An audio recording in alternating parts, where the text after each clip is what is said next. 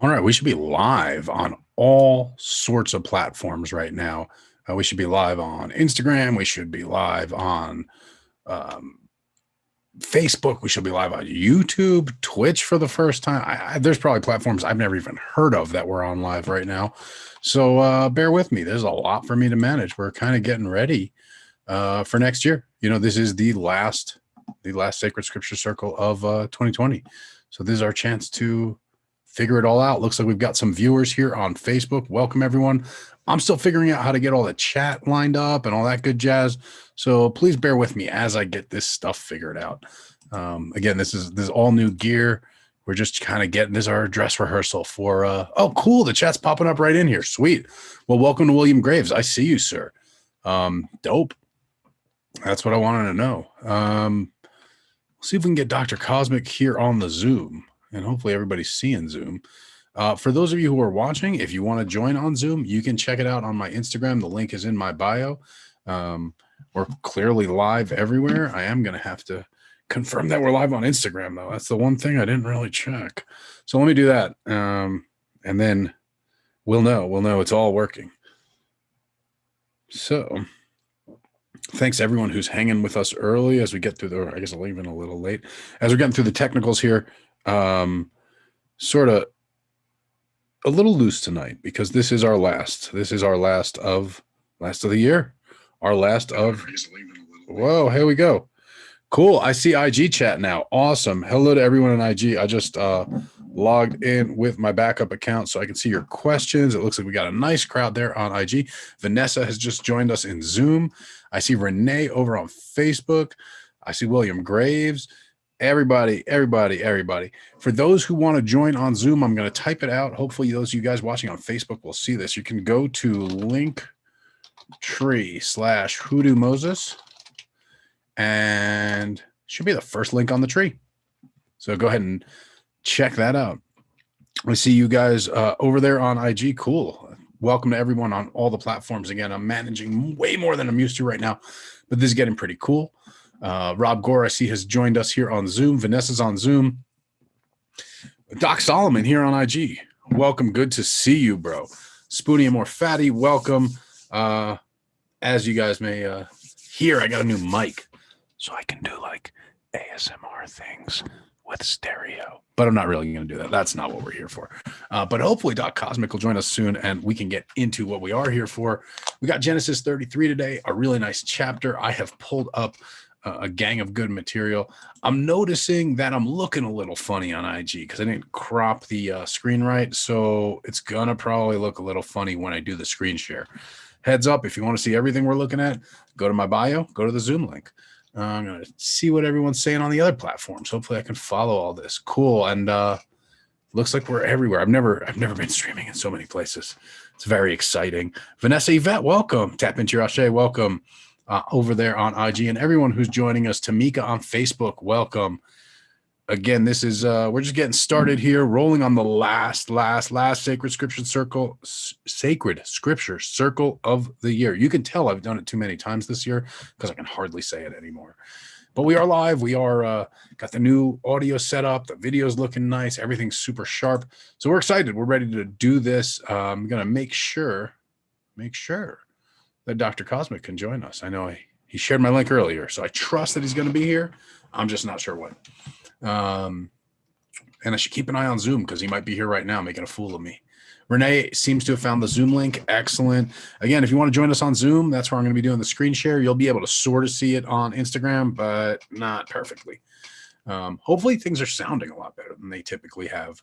One of the issues we've had has been getting good sound quality to be able to put this out as a podcast as well. And this week we seem to have figured it out, hopefully. So give me a little emoji love if the sound is good, better this week, if it's like really a lot better, hopefully, given the amount of work we put into it. And hopefully my laptop will hang in here. That's the weak link here. Those of you who are looking for the Zoom link, I'm going to put it in the chat on Instagram as well. That's going to be, I can't put it in there because I'm just streaming and I can't type. So it's going to be a link, tr.ee/Hoodoo Moses, or just look in my bio and you'll be able to find it. Dr. Cosmic, I'm going to go ahead and send him a direct invite. He's, not everyone gets a personal invitation. You guys I'm not going to make you come here, but Cosmic, I'm going to drag him in here. I am going to drag him in here. Oh man. So we are really close up on the Facebook stream. The Instagram stream, excuse me. I apologize. We're way up in my grill. Hopefully this will be better next week, but for now, this is what we're going to deal with until I do some light video reformatting. I sent the invite to Dr. Cos, and I'm not going to start jabbering. Welcome to Yvette Williams, who's joined us on Zoom as well. 1177 Alexis is asking, did I announce a winner for the 2020 photo challenge? Funny thing, Alexis, right after I posted that, Instagram basically disabled hashtags. They didn't disable them, but you can't see all of the posts for any hashtag. There's Dr. Cosmic. Welcome, sir. Hello. So I'm going to finish answering Alexis's question, and then I let's catch up, Doc. So yes, Instagram has kind of like, I don't know how to describe it, hobbled, we'll say, hashtags. So I can't even see everyone who entered the 2020 photo challenge. So with that said, hopefully Instagram will change that. They're kind of waiting for the election shit to settle down. I think that has settled down. They haven't changed the hashtag thing. Maybe now they want to wait till COVID settles down. I'm not really sure what Instagram's trying to accomplish here. But with that said, that's our hold off. So contest is on pause until Instagram changes hashtags. I do have good news, though, for you, for everyone who's been with us for a little while. For those of you who were with us a couple months ago when we did the Conjured card auction, those cards are all getting worked. I got a beautiful red table set with a red tablecloth and all the red cards on it. I got a black table set with the black tablecloth. That work's happening. Been going on today. Going to happen when I get out of here or off here tonight. And then the drawings for the bonus prizes that are going to go with those are going to happen basically once those are all done. So in the next couple of days here before 2021, that's for damn sure. Dr. Cosmic, how are you, my good friend? Wow. I tell you, a lot's going on. A lot's going on.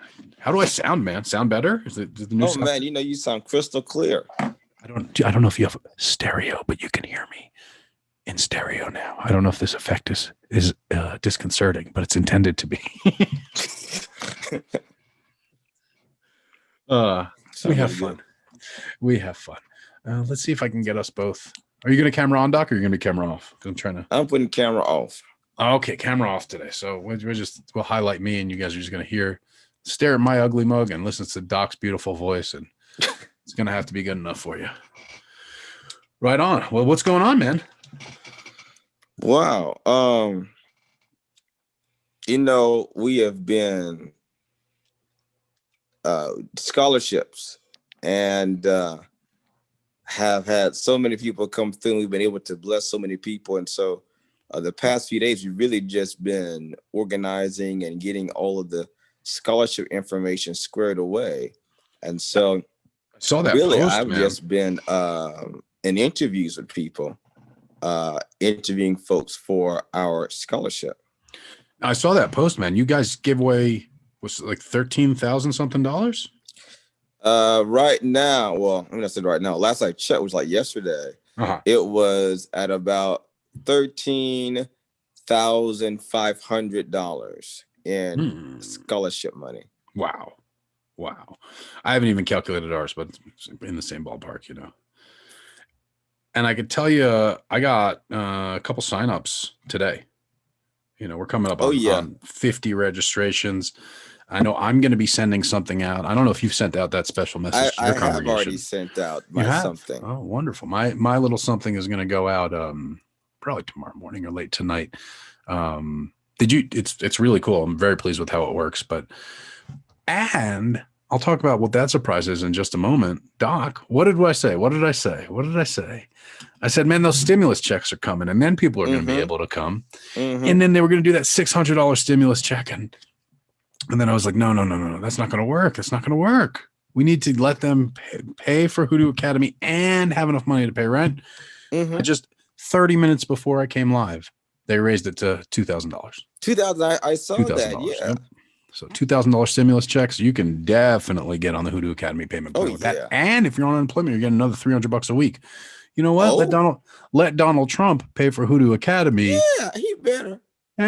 That's look. I'm not going to rush out and say that that is like any sort of nod to reparations, but it's certainly looking in the. It might not be a step in the right direction, but it's a glance in the right direction It's at a least. guy's in the right direction. He's at least watching before he crosses the street, you know. Yeah, yeah. Let Donald Trump pay for your Hoodoo Academy, everybody. Okay, it sounds like this upgraded sound is like widely received, and everyone's very pleased with it. So I'm They're pleased with hearing it. the divine boom in your voice. They're hearing the prophetic thunder now. Is It's like, that what it is? oh, that's The Moses' prophetic tenor there. No, the uh, the Android phone doesn't. The Android mic doesn't no. pick that up. It's out of the Android frequency, I guess. Oh man. So what else is going on, man? Naturally, that's been, Hoodoo Academy. For those who don't know what the hell me and Doc are talking about, Hoodoo Academy is coming up in like 2 weeks. 2 weeks. 2 weeks is so I was soon. like, what? It just kind of snuck up. I said, wait, 2 weeks.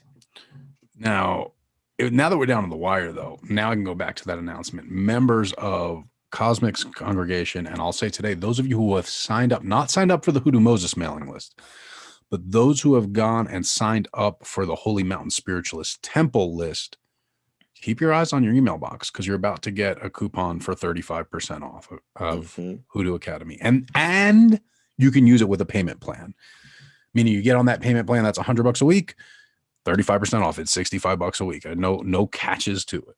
So, what's up? I see Madre Agua Market has joined us on Instagram. I'm monitoring so much right now, Doc. How do you do this? How do you watch all these people and say hello to everyone? And I've been a seer for a couple of years. So you just, you got this. I'm just trying. So yeah, you're doing wonderful. Well, thanks, man. I'm to me, this is our last dress rehearsal. Next year, it's really serious. When we start in 2021, I was just thinking, I said that this really is kind of our like last public project as far as what we will be doing that won't be behind the congregational doors. That's what I mean. I think I'll probably still have SSC up until March when we officially do it. Yeah. But yeah, that's it. So people, Madre is asking where you are on the video. We're just cross streaming from Zoom, so you can hear Doc. He's not sharing his camera tonight because he's being, comfortable tourist, but he's here. You can hear his beautiful voice. Yeah, man, it's wrapping this year up. I gotta say, I was doing that thing where I just look through the year. I'll look through my IG posts. I'll look through my, my everything, because it kind of gives you a time thing, like you're like, oh, this happened, a sequence, so to speak. Man, I was looking at that stuff from January and I was like, that wasn't this year. You fucking kidding me. I didn't write that ebook this year. Yes, that was did. Oh, yes, you 10 did. lifetimes ago, Doc. No, that's not impossible. That's not possible, man. Well, I'll tell you what I told my folks the other day. I said 2020 was like a decade in a year. You know what's funny? I was Solomon was here helping me work today, and I set up 2 tables. I'm doing all the Conjured card auction cards. I set up 2 tables of plates to do work on. And I was like, you're about to see how Doc says that, I do more work in 2 years than people do in an entire career, just the volume I do. Well, 2020 went and said, oh, I see you. I can do that too. Brought everyone up to that speed. Right. 2020 said, I'm going to do as much work as most years do. And most decades do. I'll do it all by myself. So here we go. And 2021, man. What?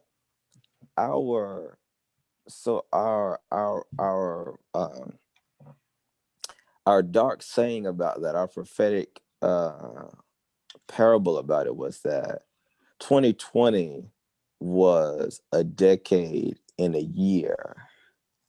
And in 2021, you'd be able to do 10 times more. I think that's what we're going to, certainly that's the plan. That's the plan. It's something about, like you were saying, taking inventory of the year. First of all, let me just say, my Christmas, okay. Wow, because we're in that part of the year where you're betwixt and between a holiday. You're like, Christmas on one hand, New Year's on the other, etc. But my Christmas was so powerful because I really just deeply reflected on how so blessed. I mean, so blessed. Um, I have been this year. I have seen the provision of God.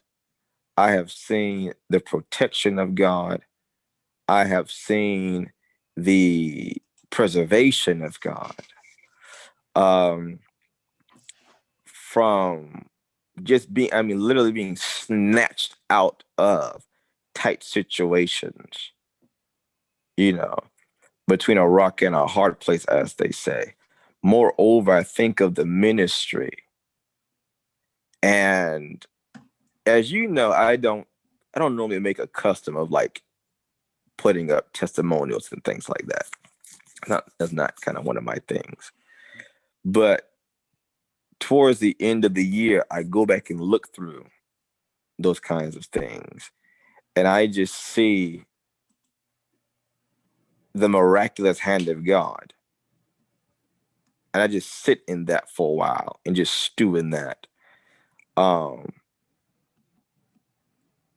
And just reflect on that. But then also I think of, like I said, the ministry. I think of Zion, for example, and where it has been and where it has come from and where it is now and what it is postured for later.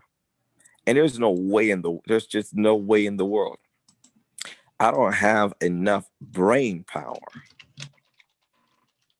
to move this ministry in the direction that it's gone. It has been divinely orchestrated.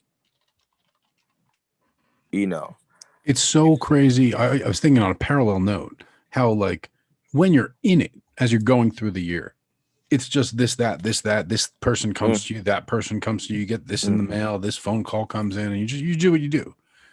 You just And take then it as it comes. And then when you look back at the end of the year, you're like, oh my goodness, that's a straight line. That's a straight line from point A to point Z. You couldn't see it when you were going through it, but when you come back out and you look at it, it's just so obvious. I had a teacher. That one year I was at Bible school before they kicked me out. I had this teacher, and she talked about the red, the blue, and the green dot. And what she meant is about comics. You know, back then we could still get the comics in the newspaper. And what she said was that sometimes we are so close up on something, like in the comic strip, all we can see is the red, the blue, and the green dots. If you got to take a step back. Sure, you got to hold it way back to see that it's a picture. If you zoom it up, it doesn't just look like dots. Exactly. And sometimes it's what it is. And it was, I don't want to say it was overwhelming. It was so deeply blissful sitting in that and in the sense of real completion and accomplishment, and it not being linked to, do we end in the black this year, and what did we sell out of, and this and that, but sitting and say that the work of ministry was done this year. I mean, it's crazy to think that 1 year ago, neither of our ministries were established. Right? And mine was like March. Like, I was talking about it, it was conceptual. And now to see, here we are. It's crazy to me that I didn't have a physical temple, but this is what I was talking through today. I was like, wait, I moved in June? Then when did I set up the temple? July? It feels like it was 20 years ago. How was that only July? And so seeing that and now looking forward to 2021 and saying, if that's what happened since July. Right. Now we're talking about leaving Instagram, and we just lost our minds now. We live in Facebook and social media. It's like if you could see from our side of the lenses, and if you could just be a fly on the wall of some of these debriefs that we have with God, it would just, and I should say, not always positive. No, it's not. No, I was woken up out of a stone cold nap last night with a text message that sent me right to the temple to do a whole bunch of stuff. Same here. So I think that, and I've said this somewhat before, is that my custom is that, about October, I start kind of shutting down and kind of going like on hiatus, sabbatical, whatever. And around about November at least, when I begin a debrief with God, He starts to present before me a calendar of the proceed of the next year. Mm. It starts highlighting certain weeks, certain dates, certain times. It starts putting things on my agenda. And so in many cases, I may have my whole year mapped out 3 months before that year even comes. Mm-hmm. And so this year was no different. Granted, I will say that it was a little bit later than normal, but the specificity, the exactitude, the detail, use this, go here, do this by this date, move this over there. It just started coming up. And I said, okay, well, we got to start moving. And I knew I was moving. I didn't know when and where and how, but I knew I was moving. That I did get the sense, the inclination of. But then in those debriefs, details had to be dropped. Mm. Details started to be dropped. Like I said, what literally was not until 2 weeks ago, maybe. Okay, 2, 3 weeks ago max, that I woke up in a debrief and God specifically told me what website to go to and open that up for me. I was like, this is where you're going to move the people. This is Canaan. And that's kind of how I felt. And I just wanted to say this too. I feel that there is an exodus. I feel that there's an exodus. It's interesting. I got to say, because I know you are not necessarily like I'm plugged into the whole, urban survival world, security, right? And a lot of those guys have been have had their little exodus going. They've gone to this other platform called Parler, which is this right wing, whatever, no rules platform. But the fact that an exodus was necessary, that they said, you know what, this isn't quite right for us. We're going to seek that place that's a little more perfect for us. And I want to say, Doc, I'm not going to stand here and declare prophecy, but I will ask everyone to remember and bear in mind the message that right now people have been talking about how it's like there's two different realities. There's going to be a lot more than two. That's what these exoduses are going to cause, right? People are going to go into their reality where their news gets circulated and their memes get circulated and their attitude gets circulated. And that's going to lead to all kinds of complications, and that's going to lead to all kinds of dangerous things. But it's also going to mean that we can make our reality. And that's what we're doing. And that's the power of this. And that's why I'm taking till March. You know me, man. I'll slap it up overnight for just about anything. But in this case, fuck overnight, But in this case, no. This is a really significant thing, and I'm excited to be doing it. I'm excited to be, right up front with you, man. Man, I have so much. I got so deep in the research. Well, it was one of those nights where you ever have those nights where you're researching like 4 or 5 completely different things, and then you're like, wait a second, these aren't really as completely different as I thought they were. Yeah. You're like starting in different directions and you're just ending up at the same place. It was one of those, man. And so I was looking through some of the old rabbinic stuff on Michael. Well, first I told you I was listening to those Manly P. Hall lectures on Michael and Metatron, and I was like, oh, interesting. So I was like, let me follow up. Metatron's rabbinic. Let me see what these guys got. Let me go to the source, because Manly doesn't really. He just says the rabbis. He never like gives the source. So I'm like, okay, let me go check it out.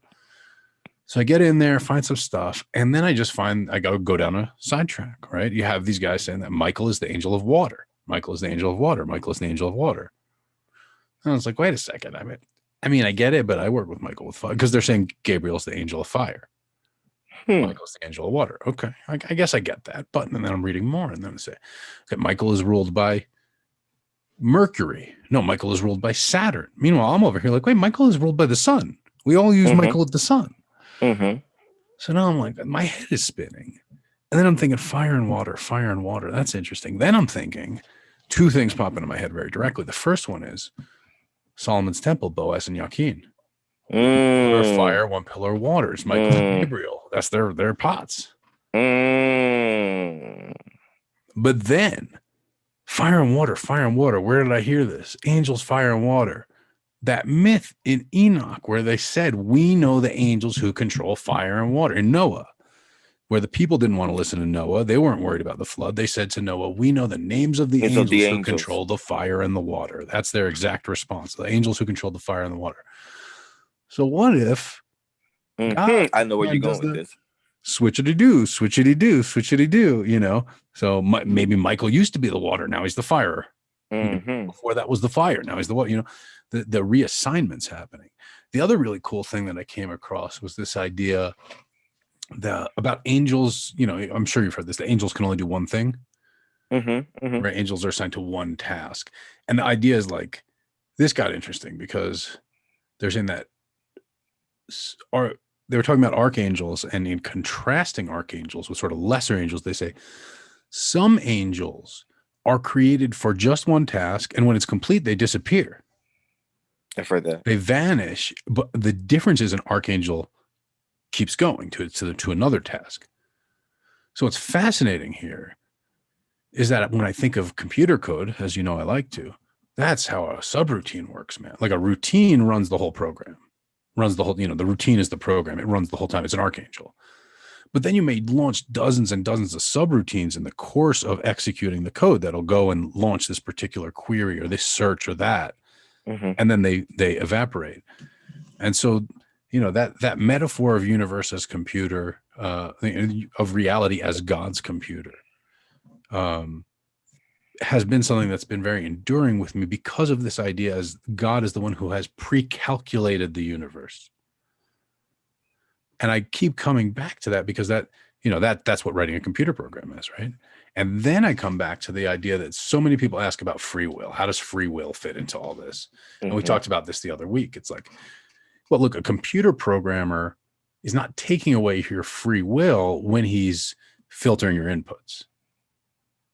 I mean, I guess to some extent they are, but the main point being that you feel like you can type whatever in there. It asks you your name, you type your name. You type your name, I type my name, he types his name, she types her name. Anyway, you can do whatever you want. You put whatever you want in that field. But the programmer is the one who has assigned the field its weight, its merit, its value, and constrains what effects the field can have on the system. Because you can put in garbage input Those and just won't accept it. Yeah. Does it have consequences? Does it have resonance in the system? Does it have impact, or does it get filtered out? Mm-hmm. And then what happens when you put that input in, right? Well, that's designed into the program. That Manly P. Hall lecture was great. I almost want to like recap it for people because it was so good. It covered so many themes and perhaps unwittingly explained so many symbols. But he talked about God's will and the law. And this comes to I guess what I found, what I appreciated a great deal was he was taking very esoteric, classical, real deal Kabbalah and articulating it in English very, very well and applying it cross-culturally to not just Christianity, which is interesting, but they're Christian Kabbalists, but to Buddhism and to, across theological disciplines to show like this is this principle in play and how this principle unfolded in all these different lines of faith around the same time. And the principle is this idea that firstly, this Kabbalistic foundation that, of course, in the beginning is God, which is boundless energy, and energy descends into matter, and therefore reality is the interaction of energy and matter. Pause right there. Already he sets the precedent for spirit and body, and as soul being the intermediating force in between, right? And you've explained this to me a million times, and it's always been fuzzy. For whatever reason, it clicked to me so well this time that I was like, oh, I super get it now. I don't know why I was missing it. I don't know that he used any different words than you ever used. Maybe it's just his weird accent. But yeah, so having that intersection, talking about then, I mean, the idea of the thing that was like transformative for me was that a change happened in religion where man said, if I was running this whole thing, like if it was up to me to design a world, a universe, I would be a lot more kind about it. And that the result is that man starts to develop his soul, right? And therefore man starts to have ideas of mercy and love and things like that. And what I found, I don't know, this was new to me. He said, if that were possible in man, and for that to be possible in man, that new faculty to develop in the culture of humankind, in the mind of mankind, that had to have developed in God, because man's not going to develop something without God. And that's a you know me, Doc. I'm an Old Testament motherfucker. I like to think of my God as angry and vengeful and just waiting for me to fuck up so he can smite me with something or other. But the idea that, well, I have the capacity for forgiveness and understanding and all sorts of things like that. And if I have it, that means that God has it. Not if I have it, I hope God has it. But I couldn't have it if God didn't have it. And if God has it, man, I tell you, take a lot of pressure off me. It took a lot of pressure off. But so then coming with that, there's a lot of this idea of, a simultaneous ascent by mankind and a descent by deity. He speaks of the metaphor of Solomon going in disguise among his people. And he brings that to talk about bodhisattvas and Buddhism, obviously brings that to talk about Jesus. But he brings back this idea, and he even compares it. And this is where it's brilliant. He's like, and this is nothing new, because look at the stories of the Greek gods. What are they doing? They're putting on these human disguises and walking among the people. This divine technology is nothing new here. But then we go into unpacking the symbols, right? This was great. He said the will of God acts upon the law. The law is the Torah, of course. But when they talk about the law, we're not talking about that written scroll, the Torah. You're talking about the original law.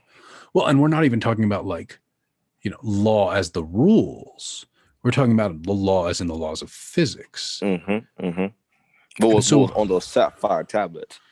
So possibly even primordial to that. Because we get back to this idea of back at the very, very, very, very, very beginning, it's just God. And then God wants to create. So what does God do? God shouts or vocalizes. And by that release or projection of energy, the law is made manifest, almost like I said before, like throwing a sheet over a ghost. You see the image of a ghost floating around. There's a floating sheet, because presumably the ghost is invisible until you throw the sheet over it, right? The law it's almost like you don't know if this room has an echo until you shout, and then you hear the echo come back. And then you can infer, there's a curved room here, just by hearing the way the echo comes back. And there's this idea of God projecting energy into the darkness, into the void, rather. And the way that comes out or comes back reveals the underlying law. Yeah, and this is the 10 decrees of God in creation. And in I think it's either the Zohar or in the Sefer Yetzirah, about God seeking to know God, because for us, we know all things kind of by some form of the law of contrast. We know that this is that because that is not this, etc.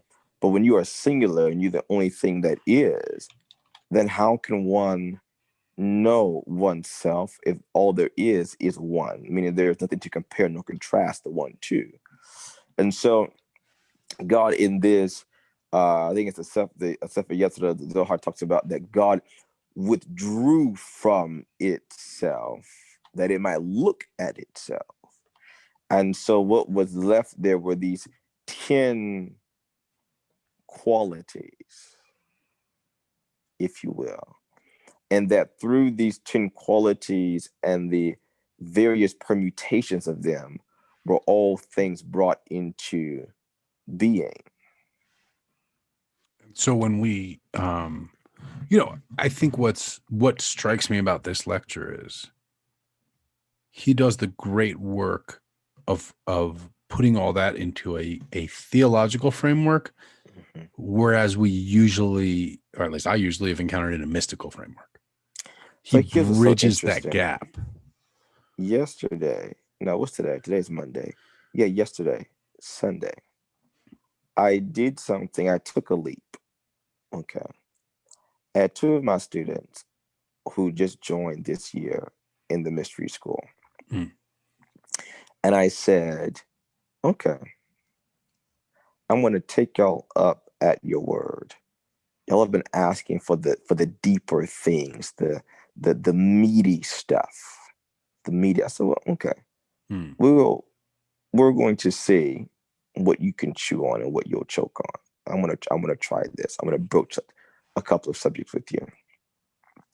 And we started to take this dive into meta consciousness, which is going to be on a much larger scale when I open that up for Selah Sundays for the temple. Mm. But I kind of broached the idea with them just to kind of to pilot it, so to say, to beta test, so to say. And because one of the things is I can't be responsible and give you higher levels of the scriptures if you first not become grounded and anchored and rooted in the lower levels of the scripture. Mm. Because then you won't have a certain framework, and it'll be easy for you to be carried off and carried away.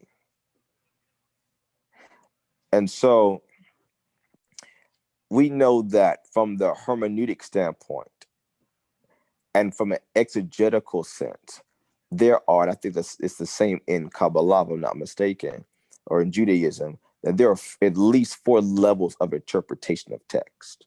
Oh man, you haven't you seen these rabbis say the way these guys argue? There's got to be at least 16.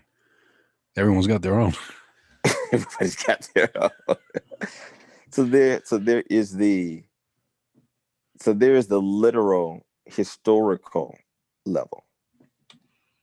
Okay. There is the moral level.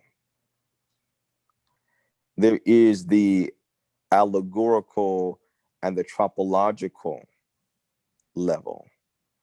And then there is the anagogical level. Now, the problem, let me just pause right there. The problem starts to happen when people forget or they don't want to come to terms with the fact that they're at level 1, and that's okay. Mm. That's okay. I love level 1. I kind of divide these 4 levels into 2 parts. I call them the fundamentals or fundamentalism and metaconsciousness. Mm. When you're dealing with the literal, historical, moral, ethical levels of interpretation, you're in the fundamentalist level, the fundamentalist domain. When you start getting into the allegorical, the tropological, and the anagogical, now you're entering into that metaconscious domain. Mm. And as you were saying, all right, that's getting into the domain of the mystical. A lot of, as I've said before, there were 8 Christian mystery schools in the ancient world. 8. 8. And only one of them has survived so-called intact to this day. And that, of course, is the mystery school of Rome. And that's why it is the Roman Catholic sanctioned ideals that kind of perpetuate the mainstay of Christendom today. And I'll give an example why this is so relevant. Mm. One issue I have with the church people, so to say, when it comes to what, my famous quote about you're reading it like you're white, is that most church people that I encounter cannot recall church history beyond the 19th century. Mm. So really all they know is where their Bible ends at the book of Acts or the epistles. and then it kind of picks up in the 19th A century. little bit of a gap, yeah. Dot, dot, dot. To say the least. So, for example, a lady in one of the guests of my temple said to me in DM, she said, I'll be very honest with you. I'm kind of having a hard time, with my Christian faith and all of this, the spirituality and all of that. And I was raised a certain way, and I still feel some angst and some uneasiness. And, what would you say to that? What can you speak to that? And I said, have you heard of the sect of church fathers and church leaders called the mystics? Mm. And she said, no. Is that a course? Is that a book? I said, no. I said, but I'm gonna send you a book. Actually, that my master prophet gave. It's actually the first book he gave me. That it's going to deal with this, because see, if you don't understand church history beyond the 19th century, then you don't have a framework for ecstasies, for raptures, for visions, for out-of-body experiences, for supernatural phenomenon, for supernatural technology. So no wonder you think it's witchcraft and we're in all the devil. Because as far as you're concerned, there's no basis for this, even in quote unquote Christian tradition. But there is a whole sect. I think about like Saint Gertrude, for example, Saint Teresa of Avila, Saint John of the Cross. These were mystics that were accessing anagogical levels of the text. And then I think of like, the when I look, do my saint research, look at the early church fathers, as they call them. These were ascetics who lived in the desert. Mm-hmm. These dudes had dreadlocks. They were dirty. They sat in huts. They fasted for, prayed all night. These were not bishops in white robes. And they were bishops many times, but certainly not in white robes. And then when you look at, Byzantium, Constantinople, I know I'm not going to be able to name all 7, but I'll try. Byzantium. There's the Byzantine school, Constantinople. Oh gosh, you do it, Doc. Did the Coptics have a mystery school? So yes, that's the one that would be the School of Alexandria. Alexandria. I knew there was an Egyptian one. Yes. And what you want to look at when you look at, like, as you call the early church father, the early doctors of the church and the church writers, is it'll often say Saint so and so of some place.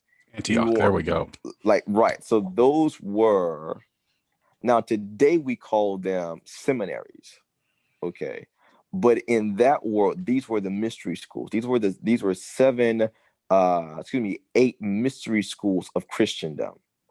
Probably one of the more anagogical, probably one of the more mystical of them to date was definitely, as you might imagine, Alexandria. Sure. So when you think about Clement, right? Clement, this goes to your point you were saying earlier about what Manly P. was talking about with the God going in among the people. Clement and was it Clement? I think it was Clement, that talked about this notion of the God man, right? And he said something so powerful. He said that God became like us, that we might become like God. That's exactly. Manly P. quoted that in that lecture. Right. So that kind of stuff that was scary people. Like, oh my God, that kind of stuff, that theological strain you see there, that's Alexandrian theology. That's an Alexandrian mystery school of Christendom. Okay. Was another thing. I don't want to get you deep into this. I'm writing some manuscripts on it. Shout out if she's in the audience to my goddaughter Nina at Light and Shadow Tarot. She has been pulling out. We have so many audiences right now. I'm just like, my head's going from one. I'm like 14 on Instagram, and then there's 5 on Facebook, and there's 7 on Zoom, and I'm all over the place. And then there's more on we're on YouTube right now. We're on Twitch for the first time ever. I mean, we are all over the place right now. I just want to give a shout out to her. She's really been pulling so many manuscripts out of me. I said, let's take notes on this. And next thing you know, we're already 46 pages into a book that we're writing. I love it. So So I don't want to go too deep in this. I'm writing some literature on this, but how about this? How about five, just to rattle the cage a little bit? Hmm. 5 of the 8 mystery schools did not believe in an eternal hell torment. Well, that I mean, Judaism doesn't believe in it. We believe in, what Gehenna, I guess you guys translate it as Gehenna. We Yeah, believe Gehenna. in it's somewhere between purgatory and hell, because there's like there's a suffering, but that's a process of refinement. Right. And so when you start looking at, but now one of them, of course, that held it was Rome. And so when all the smoke cleared, who was left standing but Rome? So where are all the ministers now being trained at? Where's now the majority of the theology coming from? Now Rome, you see, where before we saw this very colorful, flavorful, vivacious expression of Christendom, because we had these multiple schools that's why you started having all these councils. Well, and it's so interesting how it's really neck and neck parallel in Judaism, how it when you get to around the 19th century, everything starts to bottleneck. Before then, you have this broad expression, these regional flavors with different people remembering and honoring and developing and becoming stewards of different parts of the heritage. And in the ingathering of all the parts was this very vibrant, living, inclusive, exciting religion. So we saw in the patriarchal days, with in the tents of Eber and the tents of Noah and the tents of Shem. And that's how we see it becomes this sterile, very boring white British thing. To be honest, that's I think that, or I guess Italian, white Italian thing in the case of Christianity, right? Absolutely. And so that's always when people actually, particularly ask me, and this in an ecclesiastical sense, as far as if I'm in the church setting and I'm asking questions, that's one of the first things I go to is, y'all think of me like I'm the weirdo. Just go back and look at our history. If we just go back beyond the 19th century, that this was mainstay, and this was, how can I say, widespread, these phenomena. You don't become a saint without doing a miracle. And there's like thousands of saints. You know what I mean? Like, that's by default, every single one of those people at least has done a miracle that all mad people testified to. And not just, I think it has to be a repeatable miracle too. Like, I have to have done it more than once. Yeah, it's not like it was a fluke. So, from bilocation to levitation to, this is all part of, you can't get through the thick of Christendom without getting into this idea of supernatural technology. But I'm no New Testament scholar, but I'm pretty sure Jesus walked on water, raised the dead, turned, like loaves into fishes. Like, the foundation of it is a whole lot of pretty quote unquote supernatural stuff. But I can't tell you how many people have now become convinced that, and I mean convinced, like starkly convinced, there are whole sectors and denominations and whole streams and branches that are just in staunch, dare I say, rebellion almost to the idea of the continuation, the continuity of the miraculous into the modern day. And really, if we really want my opinion, it's because if they don't hold to that type of, I'm going to say it, false doctrine, they got a lot of, as we say in the South, splaining to do. And nobody wants to do no splaining. So they just say, well, because we can't produce miracles, signs, and wonders, because we kicked out all the mystics, we labeled them heretics, branded them, burned them alive, burned them in oil, made them, certainly burned all their books, all their, all of that, put them in prison, beheaded them, etc. Because we can't produce miracles now because we did that, then we just say there actually are no miracles. Yeah, that's not a thing anymore. Yeah, yeah, they're like dinosaurs. They definitely did exist, but not anymore. So we'll show you what it looked like in a museum. So imagine my shock. Okay, my I grabbed my pearls. Imagine how flabbergasted I was. People are saying to me, "There are no more prophets." Then what do you look? Are we not having a conversation? What you know? And then people kind of warming up and say, "Oh my God, you really are like a 21st century modern day flesh and blood and bone prophet. Like y'all are not like no. What do you mean we all died out when? When did this happen? Who didn't tell me? I thought we're extinct. When did this happen? You know, and they're like, I was told there were no prophets anymore. I was told God doesn't do that anymore. But here you are, living color, eating pasta in front of me. And pastry. Yeah. Yeah, you touched on a lot of stuff there. I want to take a hard swerve though, because I have something else to share with you. One of the research paths I went on last night, who knows how I got here, but I ended up in the rabbinical tractate Avodah Zarah, Strange Worship, where they very clearly lay out what is an idol, what is idol worship. Mostly crap, like mostly nothing. I want to say crap, meaning like not bullshit, but mostly stuff that wasn't necessarily helpful to us. Okay. Mm-hmm. Some interesting points, and something I remembered, like I had forgotten that, like growing up, we did not have statues. My mom always said Jews don't have statues.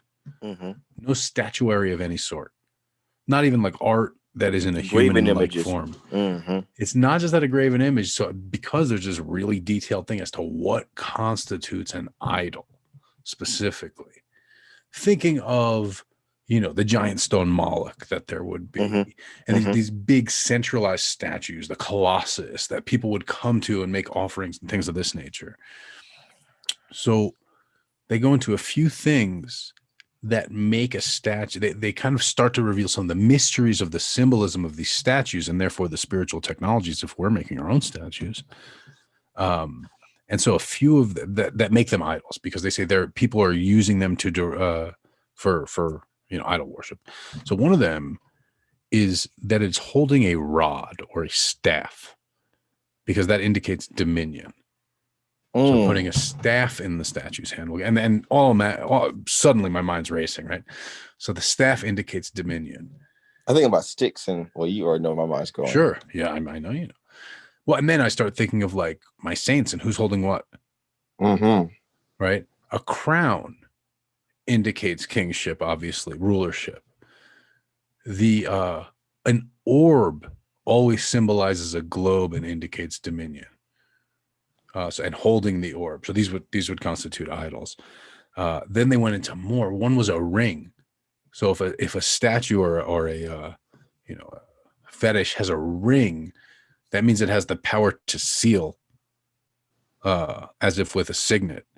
There was one more. I can't remember off the top of my head. But again, it's these innocuous things that they may be holding. The crown, the rod, the ring, the staff. I mean the crown, the rod, the ring, the globe or sphere, the sphere, the orb, and then there's one more that I can't remember. But I'll pull it up for you back channel, make that kind of bonus material. Yeah, so it's just really interesting when I think of the sword, and so then I'm like looking around the temple and I'm like, well, I guess Saint Expedite's not holding any of those things.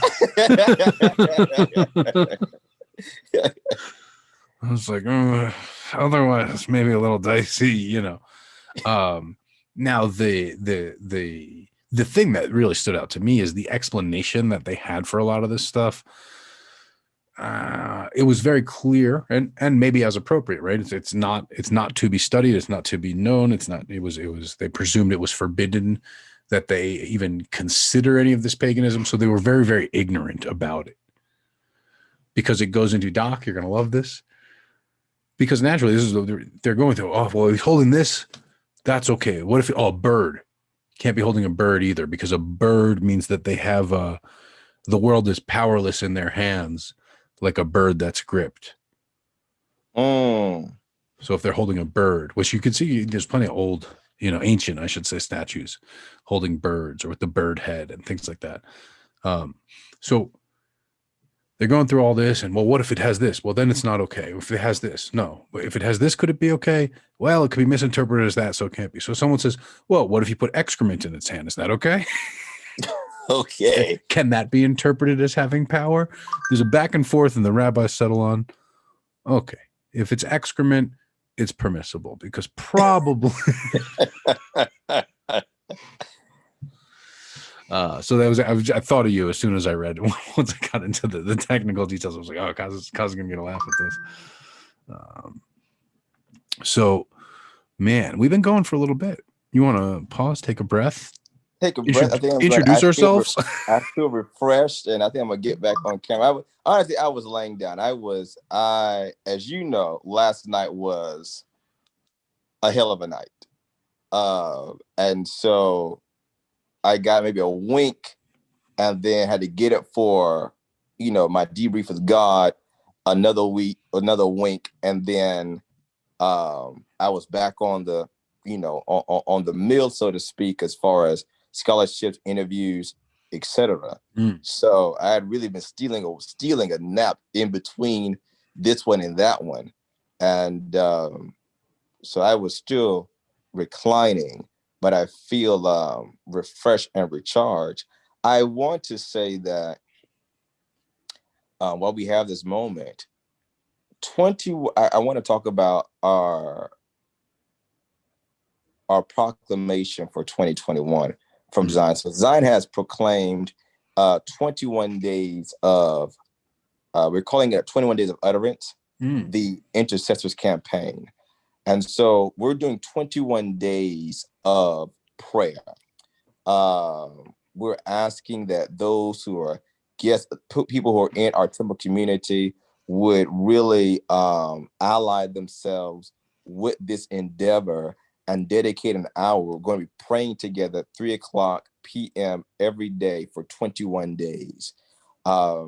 We know from biblical models that 21-day prayer breaks gridlock in the heavens. We know that from the story of Daniel, that when Daniel began to pray for his nation, for his people, that the answer was sent the moment he set his heart to pray, but that there was gridlock in the heavens that constrained and restrained the answer.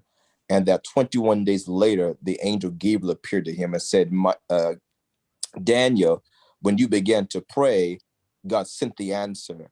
But the prince of Persia constrained me in the heavens. There was gridlock there, and I was stuck warring with him until Michael came and helped me and broke the gridlock. And so I believe that what we need to see in the nations of the world, even so America, is certain divine gridlocks broken. We need to see it broken, gridlocks in marriages, gridlocks in family, gridlocks in our educational system, economic gridlocks in bureaucracy and government. There's so many different gridlocks that we are encountering. And so as overseer of the House of Zion, I'm calling for 21 days of very targeted, strategic intercession to break the gridlock on 3 levels. Those of you who may not know, 21 obviously the sacred number for House of Zion, and the first 21 days of the year are always very sacred to us. So we're using that for us collectively as a spiritual institution, but then also for our nation in America. The Bible says that we are to pray for the lands in which we find ourselves, and that there be peace within those borders. That America, between the 1st and the 21st of January, is kind of in between, as it were, 2 administrations. And then moreover, on a global scale, that the world is reeling, the world is being shaken by all of these things we're seeing show up in the geopolitical landscape, from the pandemic, just so much uncertainty. I mean, we've been between the left cheek of Jupiter and the right cheek of Saturn just a few days ago. So there's so much going on. I think it's prime time during this moment of shift and transition to anchor ourselves in intercession. So how can people get involved, Doc? Well, if they aren't already, they can go to ziontemple.org. We have information going up as we speak. We're actually building out what started off as me giving my intercessors instructions has already started off being a 46-page manuscript so far. And so that's going to be, I get asked all the time how to pray. And, I'm an intercessor. I give my life to prayer. That's what I do. That's who I am. Zion is one of our pillars is intercession. So it proves right that our first official manuscript would also be on how to pray and intercession. So we're going to be giving prompts throughout that 21-day period. You will know what we're going to be praying for, what our targets are going to be. You're going to know who's going to be leading you in prayer. And again, it won't just be us. Those of you who may have personal situations you want to bring to the prayer agenda, we certainly are open to all of that. Absolutely want you to bring your grievances, as it were. We begin to appeal the courts of heaven to break certain bureaucratic gridlocks over our communities, over our locales, over our nation, whatever, and stand as an intercessor for where you are. By that I mean, maybe you stand as an intercessor for your last name, for your family. Maybe you stand as an intercessor for the industry you are employed in. Maybe you stand as an intercessor for the city that you live in. We all are intercessors. We're all, if you find yourself having an identity, you are an intercessor. Whatever you identify as gives you the authority to intercede in that domain. I put that in my book. That's actually pretty good. Let me make a note of that. So, are you guys going to be? Obviously, you're not going to be on Instagram. It's next year, right? No, we're not going to be on Instagram. We're going to be doing some Zoom calls. We'll have our scheduled events. You can find all of that again at ziontemple.org. We are opening that up for the whole community of the temple. So whether you are a paid member, whether you're just a guest, if you're on ziontemple.org, then you already have access to it. Beautiful. I keep getting the messages. I gotta set up the app so I can look at them on my phone, get them in my AirPods and all that good stuff. And really what we're thinking about doing, Moses, is setting up a tradition in the temple that, as before COVID, we had a tradition where we would have our feast 4 times a year at the turning of the equinoxes and the solstices. Or COVID kind of put a pin in that. But to invoke those 21 days of prayer at the solstices, at the equinoxes. So 4 times a year, kind of boosting it forward. Times a year. I love that. So are you gonna grace us with camera on here, Doc? Is that yeah? I am actually I am in the kitchen now whipping up something because the tarts dare not come on camera and are empty. I mean, that's almost sacrilege. That is. People already think we're blasphemous as it is. I'm not trying to add to that account. Yeah. So I'm getting something in my stomach, and then yes, I will be on camera. Wow, so we're just streaming everywhere. So you're the one. I see what you're talking about. You're the one doing all the multitasking and I'm all over it. How is that looking on your end? What's your dashboard look? I can only imagine. There's a lot going on, but you also got Twitch. You said so. We got Twitch in the building. Well, I don't know if anyone's in the building, but we're on Twitch, or at least it's going to Twitch. It maybe if a tree falls in the woods and there's no one there to hear it.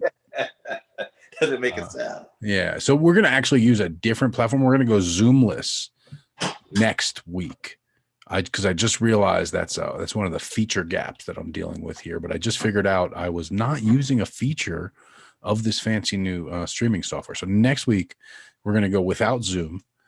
But the upside is you can catch us on any of the other channels for Sacred Scripture Circle, and you'll be able to chat in a unified chat, kind of all that goodness.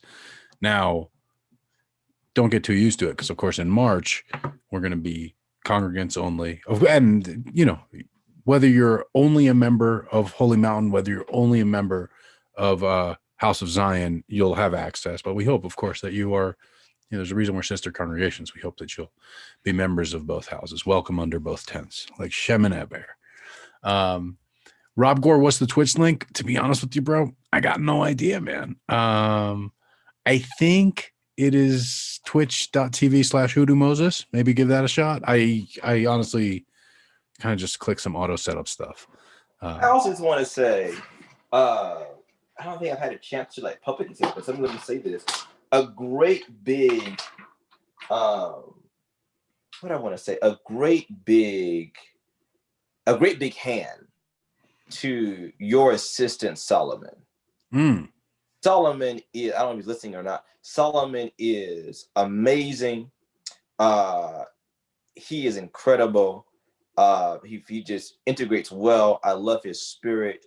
I don't think I've had a chance to speak to him directly, but I've seen the work of his hands, and his work speaks for him. So I love the efficiency. I love his spirit. I love his tact.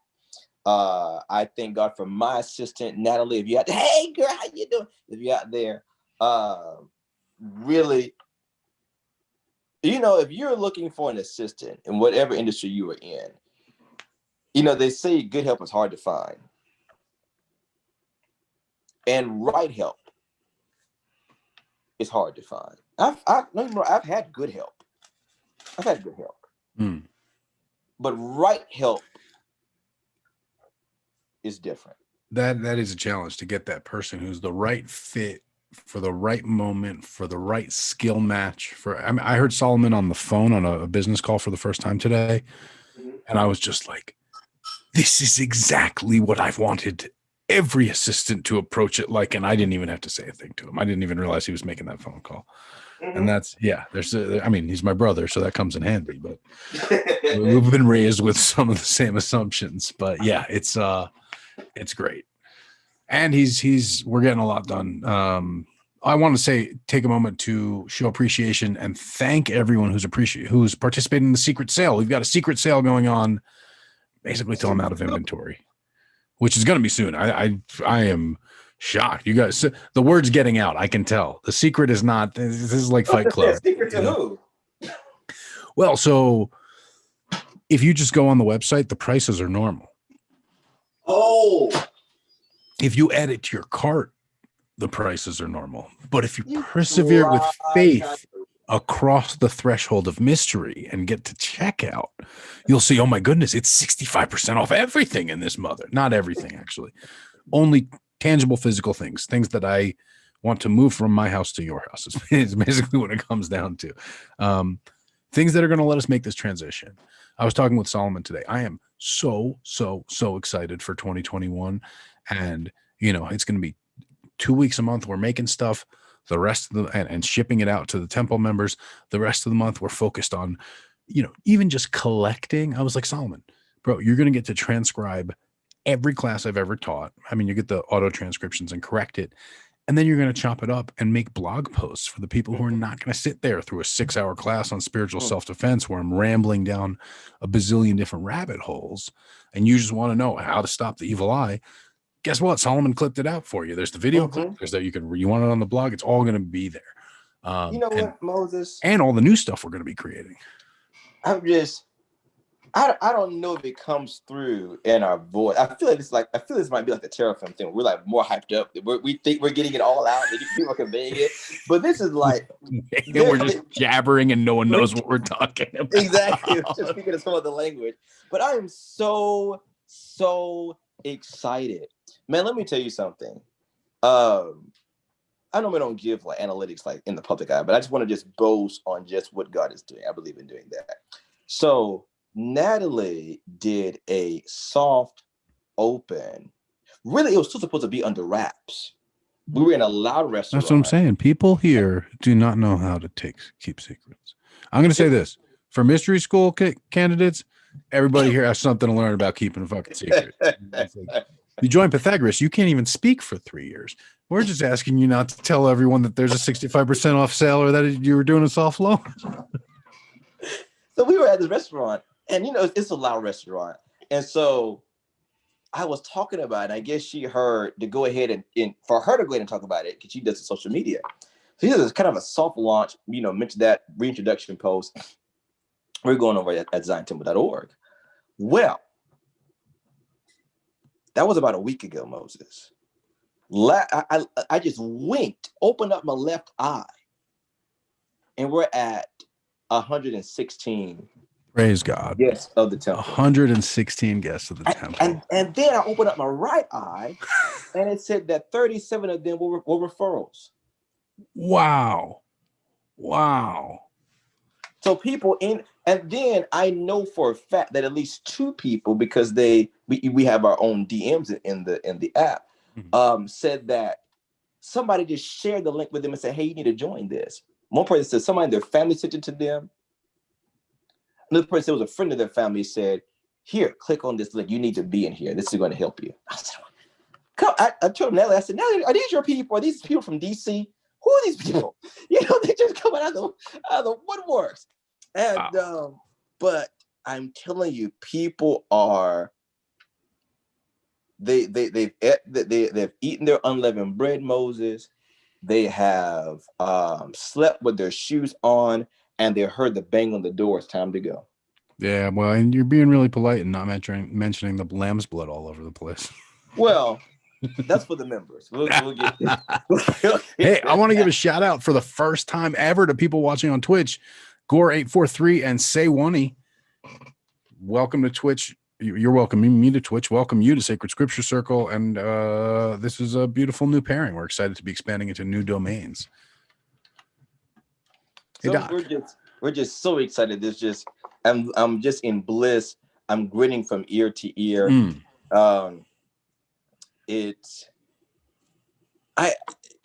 look at it, like you said earlier, there's no way that this came about by human intervention and human devices. It's so weird how it's like if you tried to do this intentionally, if you tried to come up with so convoluted a plan, there's no way. Yes. But then you look back and you're like, but this led to this, and this led to that, and that led to that, and that led to that, and here we are. Boom, it worked. It's nuts. But then if you try to sit down and be like, all right, I know how this works. This is going to lead to that, and then that'll lead to this, and then you try to make that happen. That is not under human power. that sort of causality. It came to me, Moses, and I told because last Sunday was my last with Patreon. And let me just say something and be fully transparent about something. Yes, I'm giddy, I'm gonna hold, I'm excited, all of that, without a doubt. In the spirit of full disclosure, and just to be completely vulnerable, or transparent, I should say, I don't like using the word vulnerable, but transparent, is that financially speaking, there probably could have been some better financial moves made. I was speaking with Moses the other day, and we were talking about, riches and financial security and things like that. And I had not considered, again, being completely transparent, I had not considered how close I was to being personally rich. I had not ever sat and kind of crunched the numbers. I had a format of what my idea of rich was. And so I was like, why I'm only ... away from being rich on a monthly. And for the first time, I'll be very honest, for the first time in this whole process, there was some temptation in me. Because, they say that ignorance is bliss. Once you know how close you are, you're like, well, I could. Right. Now you start to smell it. Yeah, but then you start to realize how small the eye of a needle actually is, Doc. And how big a camel is. It is. You start measuring that up, and you look at it and you go, that's a tight fit. And I'm like,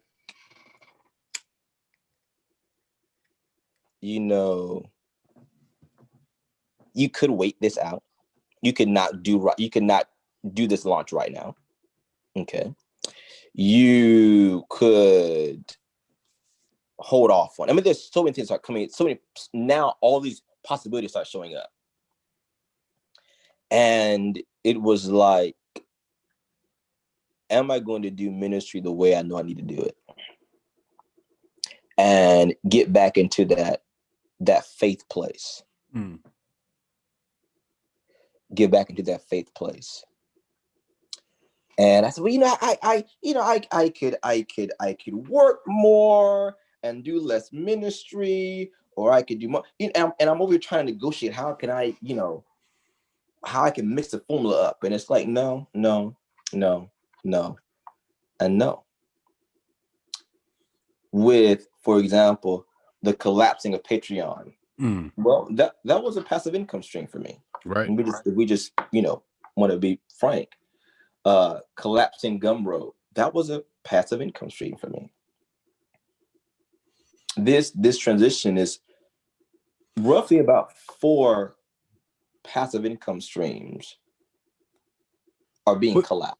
But you're seeing it's, on the one hand, economically, yes, it's a passive income stream, but more importantly, it's a sub-congregation. Yes. And I think what you're seeing is that the dispersed are being gathered. And that's what it was. I said this to, when we were at the Hoodoo movie night. I said, I realized people told me this, in so many different ways. Really the first, and she's listening, God bless her, Maite, really the first to wink even at this, bring everything consolidated into, and she even said app. That was 2-3 years ago. But I've got stuff on Periscope, Moses, Instagram, YouTube, Facebook, Gumroad, Patreon. I just got a little bit of myself everywhere. I just have not been very disciplined. But I want to bring all of that in, all of it from everywhere, into one central location, because my mission, my ministry, what I know I'm on the planet to do is to equip and develop, teach and train the next generation of emerging spiritualists to make full proof of their ministry. I know I'm on the planet to ensure, to qualify that the tradition is left in a better state than the way I found it. How long have you known that? Let me ask you another way. How young were you when you first realized that? Bits and pieces came up through my youth. When was the first time where you, because I feel the same way about like what I now know is my purpose, right? Like I now know it never made sense that I felt it was my purpose to restore culture.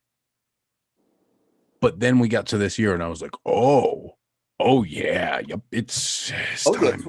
Yeah, 2019, 2020, absolutely consolidated. It gave the last piece of the bit.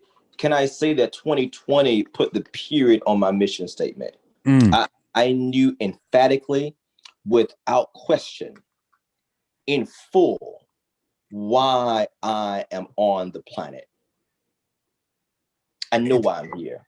And for me, every year until then, where I was like, I did this for a little bit, I did that for a little bit, I picked up a little bit of this, kind of jack of all trades type thing. All of a sudden it was like, oh no. Every single one of those bizarre skills, interests, hobbies, whatever they were, got really, really relevant this year. It got really, really real, and it became foundational in establishing what we're doing here. Did you get a chance to look at my my dissertation, my discourse rather, yesterday, called "What If It's Training"? I saw you posted it, and I'll be honest, I did not even get a chance to glance at it. I guessed at what it might be about, And and if it's what I think it's about, I agree 100%. Well, basically, the idea was that what if you are where you are, and even if it's not the most ideal situation, especially if you've been there for years on, maybe I give the example of your workplace. Maybe you've been there 15, 10, 5, 20 years. Hmm. You're like, oh my goodness, when will it end? It's just paperwork after paperwork. What if it's just training? What if it's just training?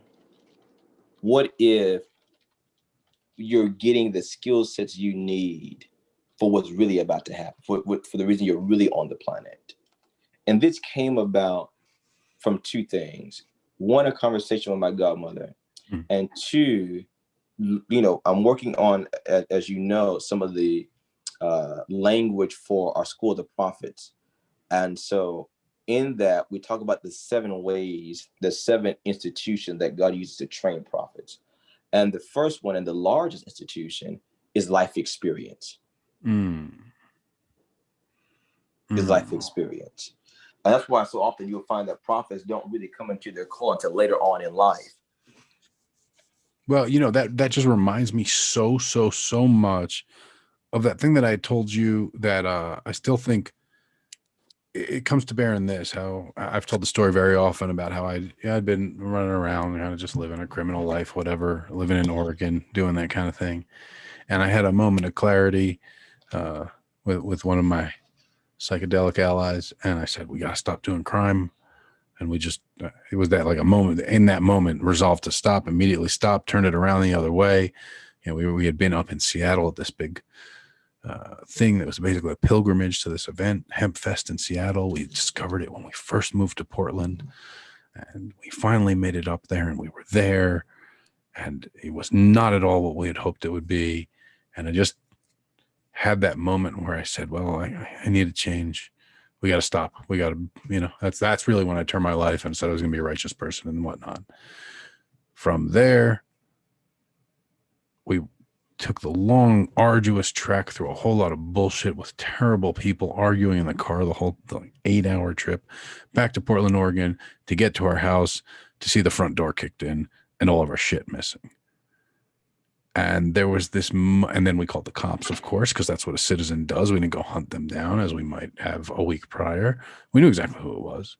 We called the cops, and the cops came and arrested my roommate because he had an outstanding warrant from some ticket. And so there I was sitting in my apartment without my roommate, with my front door that closed. And in that moment, I thought, well, why is this happening? I just resolved to do good, to be good. Why am I being punished? I thought of Job and all this other stuff. I said, well, that's kind of a shit deal. Like, if you're good, then you get punished to test you for being good. But then we got to the point where a friend was talking to me and said, well, that's how karma works in Hinduism, like actual, not New Age karma, but Hindu karma, that if you resolve to take a sudden shift in your trajectory, then it has to clear out a bunch of karma all at once. And so you get dumped on with shit to settle the score, right? But then I was thinking about what you were saying right here, Doc. From another perspective, when you resolve to give yourself over to this higher direction, higher purpose, what have you, right? All of a sudden, boom, here's some experience. Here's a whole lot of experience. I was talking with my brother earlier today about how I have this profound sense that about power. Okay. What happens when there's more power, when we have more power, when anyone has power or anything has power? Well, it gets more, right? If you give a speaker more power, an amplifier more power, it gets louder. If you give a light more power, it gets brighter until the filament bursts. If you give a heater more power, it gets hotter. So it just gets more expansive, more radiating, more expressive of itself, more intense. And so what happens when we were talking about Aleister Crowley? It was the beginning of that discussion. I said, what happens when a person gets more power? Well, they get more. Their highs get higher and the lows get lower. The mountains are taller and the valleys are deeper. And the happy is happier and the sad is sadder and all of that, right? That's power. And when we think about that moment that we resolve to do better, or that moment where we resolve to give ourselves over to another purpose, and then get flooded with these lows, get flooded with this misfortune, what people think are tests or challenges or what have you. If we take a step back, it's just broadening our overall perspective.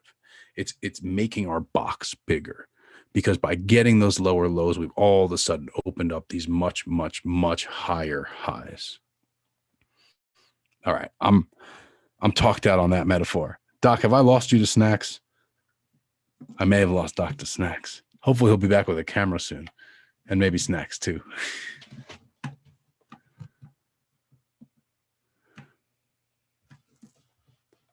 So we got all kinds of questions coming in. I love this. This is good, because especially when Doc's on mute. I'm going to look first at, oh my goodness, we're so far back. I didn't see all these questions coming in the Zoom chat. So I'm going to go back through here. See what we got. Danny asked like an hour ago. We assume that the world we live in is a level of simulation or dimension within a grander world or program. Yeah, I kind of assume that, and thank you for that question, Danny. I kind of assume that, yeah, man, obviously there's a simulation. And when I say obviously, like, our neurocognitive apparatus is not feeding us a direct feed of everything that's going on around us. It's filtered down. It's a simulation, right? In many cases, things are edited out. You know, our entire endocannabinoid system, well, not our entire, but anandamide, our primary endocannabinoid, exists in our brains to erase shit, so we don't even experience it in real time. So yeah, it's a simulation at very least, right? How abstract it is, or how much we're missing, or how simulated or how filtered, I'll say that's open to debate. I have some interesting theories, but you know, they're just theories, right? But absolutely, we're certainly not experiencing absolute reality. Our brains aren't remotely capable of it. I was talking about that today as well, how, you know, we are finite beings. The mind is finite. Our conception of God, which is fundamentally infinite, is therefore fundamentally flawed, because we have a finite conception of the infinite. We can't even fit it into our buffer. And so we have to, that's an interesting paradox of God. Keep going through some questions here, and then I'm going to jump over to IG. I'm looking at the Zoom questions right now. So the supernatural, divine, spiritual technology for levitation and teleportation and the methods to operate them cease to exist. I mean, I personally don't believe those things have ceased to exist. Call me crazy, call me, and 3 years ago, I would have said that shit's nonsense. I've seen enough crazy shit in the past 3 years that I'm not taking anything off the table. I've come to understand, you know, theoretical physics and things like that. Sorry, not understand, but have an experiential basis that, like, stuff that I'd read in theoretical physics and been like, I don't know what the fuck they're talking about. I've experienced things now where I'm like, all right, that seems like that. You know, I was reading today about space-time and how, you know, obviously the illusion of time time progressing is obviously an illusion, right? All time is happening simultaneously. And yeah, are those technologies perhaps lost? Perhaps. Is it possible that the state of focus that the human mind has to be in to achieve those things is perhaps extremely difficult because of constant electromagnetic radiation and mechanical noise and, you know, overpopulation, and therefore there's always someone else breathing down your neck? Possibly, you know. Is it possible that our food is doing something to us that's preventing us from accessing some of this stuff? Shit, I'm not writing anything off, but I believe that again, I believe that reality as we experience it is absolutely not absolute reality. That's the one for sure. Whether you want to go completely rationalistic or theological. So with that said, look at physics, and then when I stake that against my personal experience, yeah, I believe that shit's possible. I think it will be rediscovered. Let's see what we got here. Also, questions. Okay, Vanessa said not too long ago, I'm almost caught up here. It seems like many were called to higher practices this year, and or those that were already practicing definitely leveled up. Do you think this is tied into the global transitions we're living through? I believe absolutely.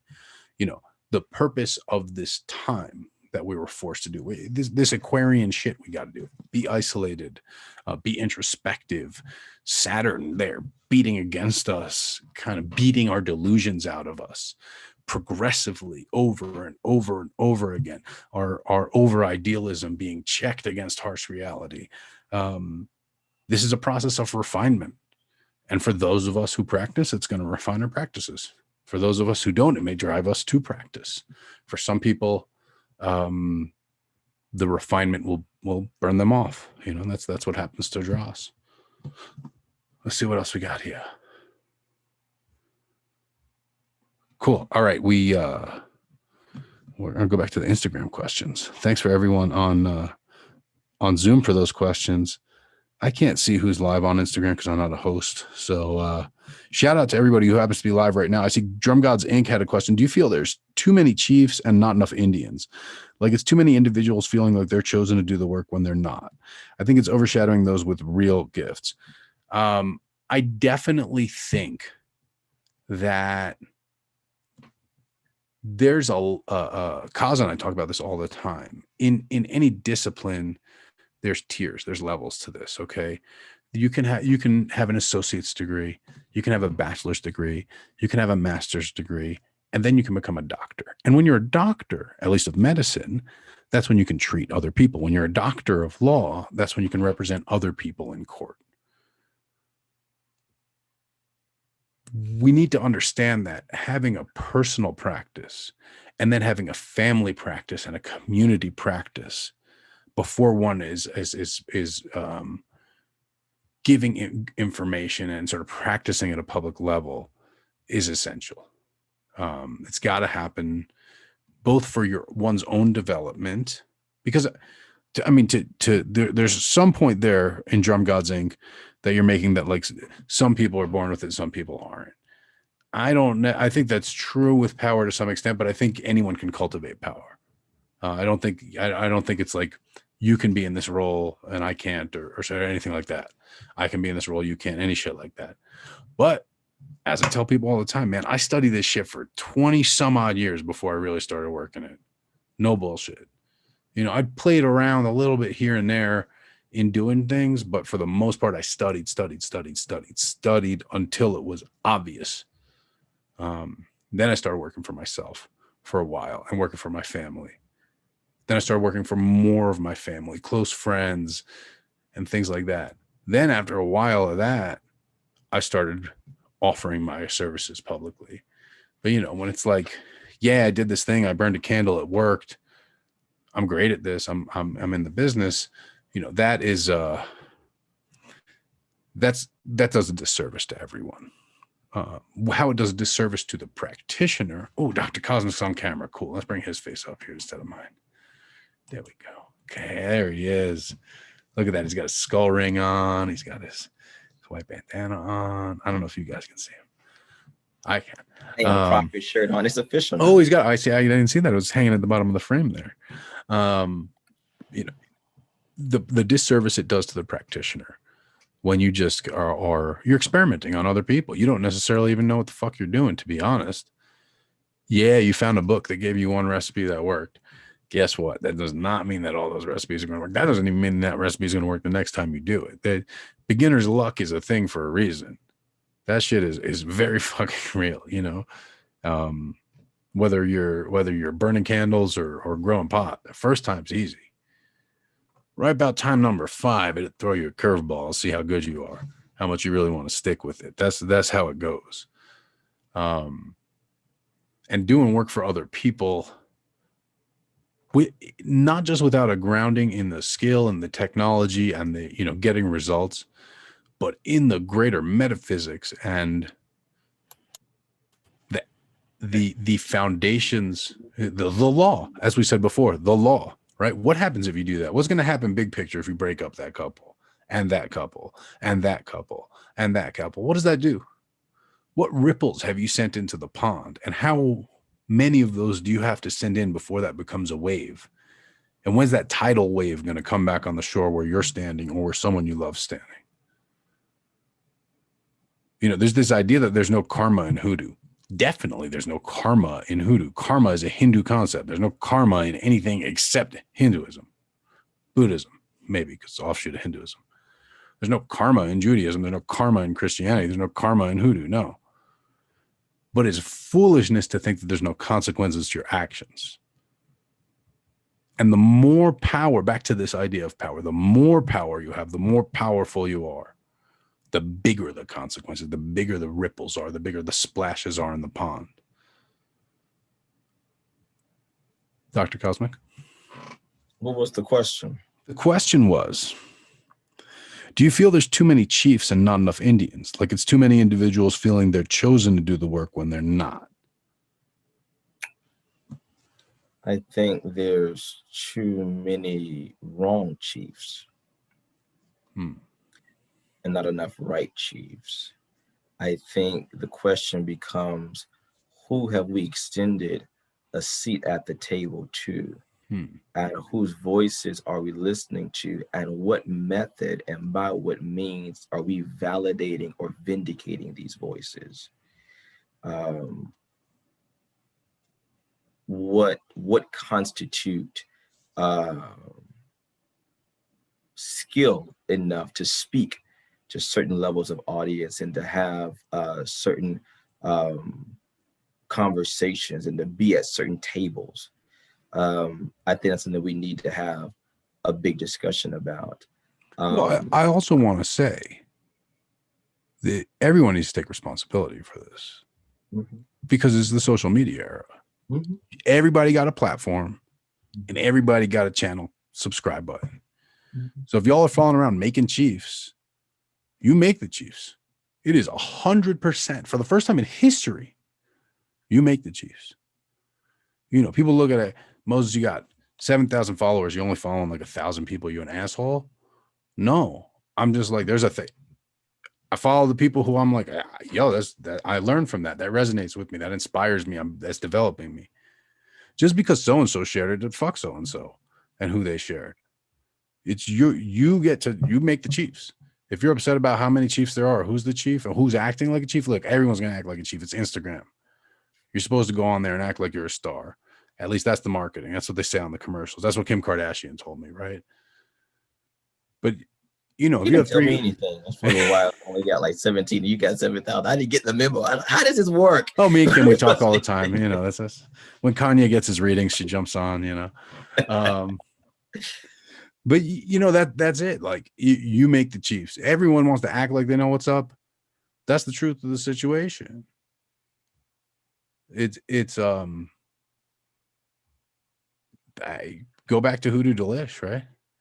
Or discuss why is it that these type of issues you don't see in other professional sectors? Question is, do you see the same thing among the medical community and the doctors?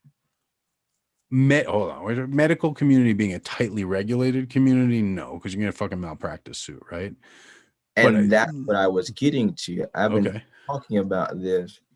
And I was speaking with with my assistant last week, and I said that this is one of the reasons why I'm doing training, because I when I started teaching or whatever, I have both well-meaning and ill-meaning people, and both were saying, "Yay, we're going to do this," and saying, "You should not be doing this. You should not be teaching this, whatever the case may be." Of course, I know what level of license I have from my spiritual court as to what to say, how to say it, etc. It's been years of cultivating that fine line. But one of the incentives for me to do this is, like you said, because of everybody's picking up a scalpel, doing surgery on everybody. And we're seeing the spiritual mortality rate skyrocket because of it. And so I can go around trying to snatch scalpels out of people's hands and might end up harming them or myself in the process, whomever they're working on. Or I can start funding, resourcing, regulation, resources, specifically education.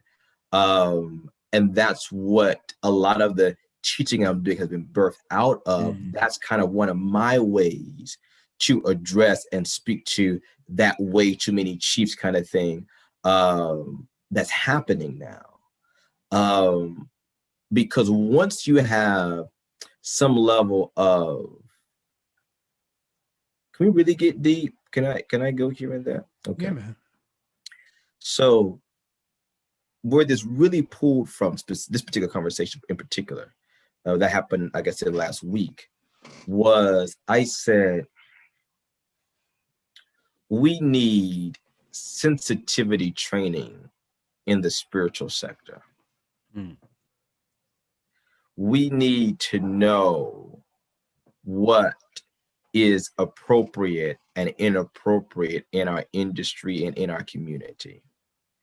We need to, are we not done? Have we not had enough of running here and there, hither and thither, running behind scandals and tabloids of this person got caught in this, and that one got caught in that, and that one got caught in that. And yes, there may be this little sect that's stirred up by that, and that little one will have their pitchfork and torches, but collectively, that's what builds into part of the problem. So we see these flare-ups and then they die back down, and flare-ups and they die back. And we've seen this almost for a generation on one level. You said the word generation, and that's part of the problem, because every time there's a flare-up, there's also a corresponding exodus. And with that, some memory leaves. And then there's an influx of new people, new energy. The idealism comes in. It's back. The energy's back. It's a new cycle. But it's a new cycle because they're operating without a knowledge of history. So what this really got down to was specifically the sexual scandal in our community. Which has been going on since the beginning. Yes, I know. But again, I look at myself and I say, I'm starting to take things into inventory now, where I ask myself, does this align with my mission statement on the planet? Does addressing this issue align with your mission statement? You mean? When stuff comes across the table, that's what comes to my mind. Every topic. If so, to what extent? That way I know. And I can learn from you, knowing how much to invest your energy and whatever into something. And so I said, does this align with my mission statement? And if my mission statement is to make sure that I leave the tradition in a better state than I found it in, then certainly. Am I going to sit here and say it's my grace to be the grand poobah and the master prophet of the situation? No. But I know that it is incumbent upon me to add my conversation, whatever resources I can, to that. So what that looks like is what we haven't had, or what I haven't seen, what I don't know exists in our community, in our industry, if you will, is sensitivity training on sexual harassment. And I want to begin to broach that conversation with all of the stewards of the ADTs and the ATRs, because I know that I don't want to be foolish and think that there's one size that fits all. Can I raise two related points, but perhaps flesh out a couple dimensions? Yeah. The first is, to me, this shows pedigree, because you know as well as I do, when you are engaged in spiritual communion with a student and they're having a breakthrough and you're there, there's a very strong, intimate energy, especially when you're in the same physical space. Mm-hmm. And if you don't have the context for that, it can very readily be mistaken for sexual arousal. Mm-hmm. And in the student, it very often is. But it's the responsibility of the teacher to explain it, to go in with context, and to recognize it for what it is and give that back. And to see that the teacher so often in these stories seems to have no idea what's going on there, or knows what's going on, is intentionally misleading one way or the other. Mm-hmm. And not taking on that responsibility, that paternal responsibility to say, hey, that's not what this is. Mm-hmm. Let me explain what this is, why it feels similar. Don't be embarrassed. Don't be ashamed. Yeah, it's right there. This is some of the most powerful human interaction that can be. A lot of the same interplay is going on between us spiritually. And yes, sex is a spiritual exchange. And now you understand. Now you understand. Now you feel how you feel right now, and why that feels like sex is because, yes, sex is a spiritual exchange, and you never realize that. That's where that conversation should go. And somehow we see this pattern of people either neglecting the conversation or not being aware that that's the conversation to be had, or yes, intentionally avoiding that conversation because they've got an agenda. And so then I go back to that conversation I was having with my brother today, who I guess he found out like a little bit about Aleister Crowley beyond his name, not Solomon, one of the others.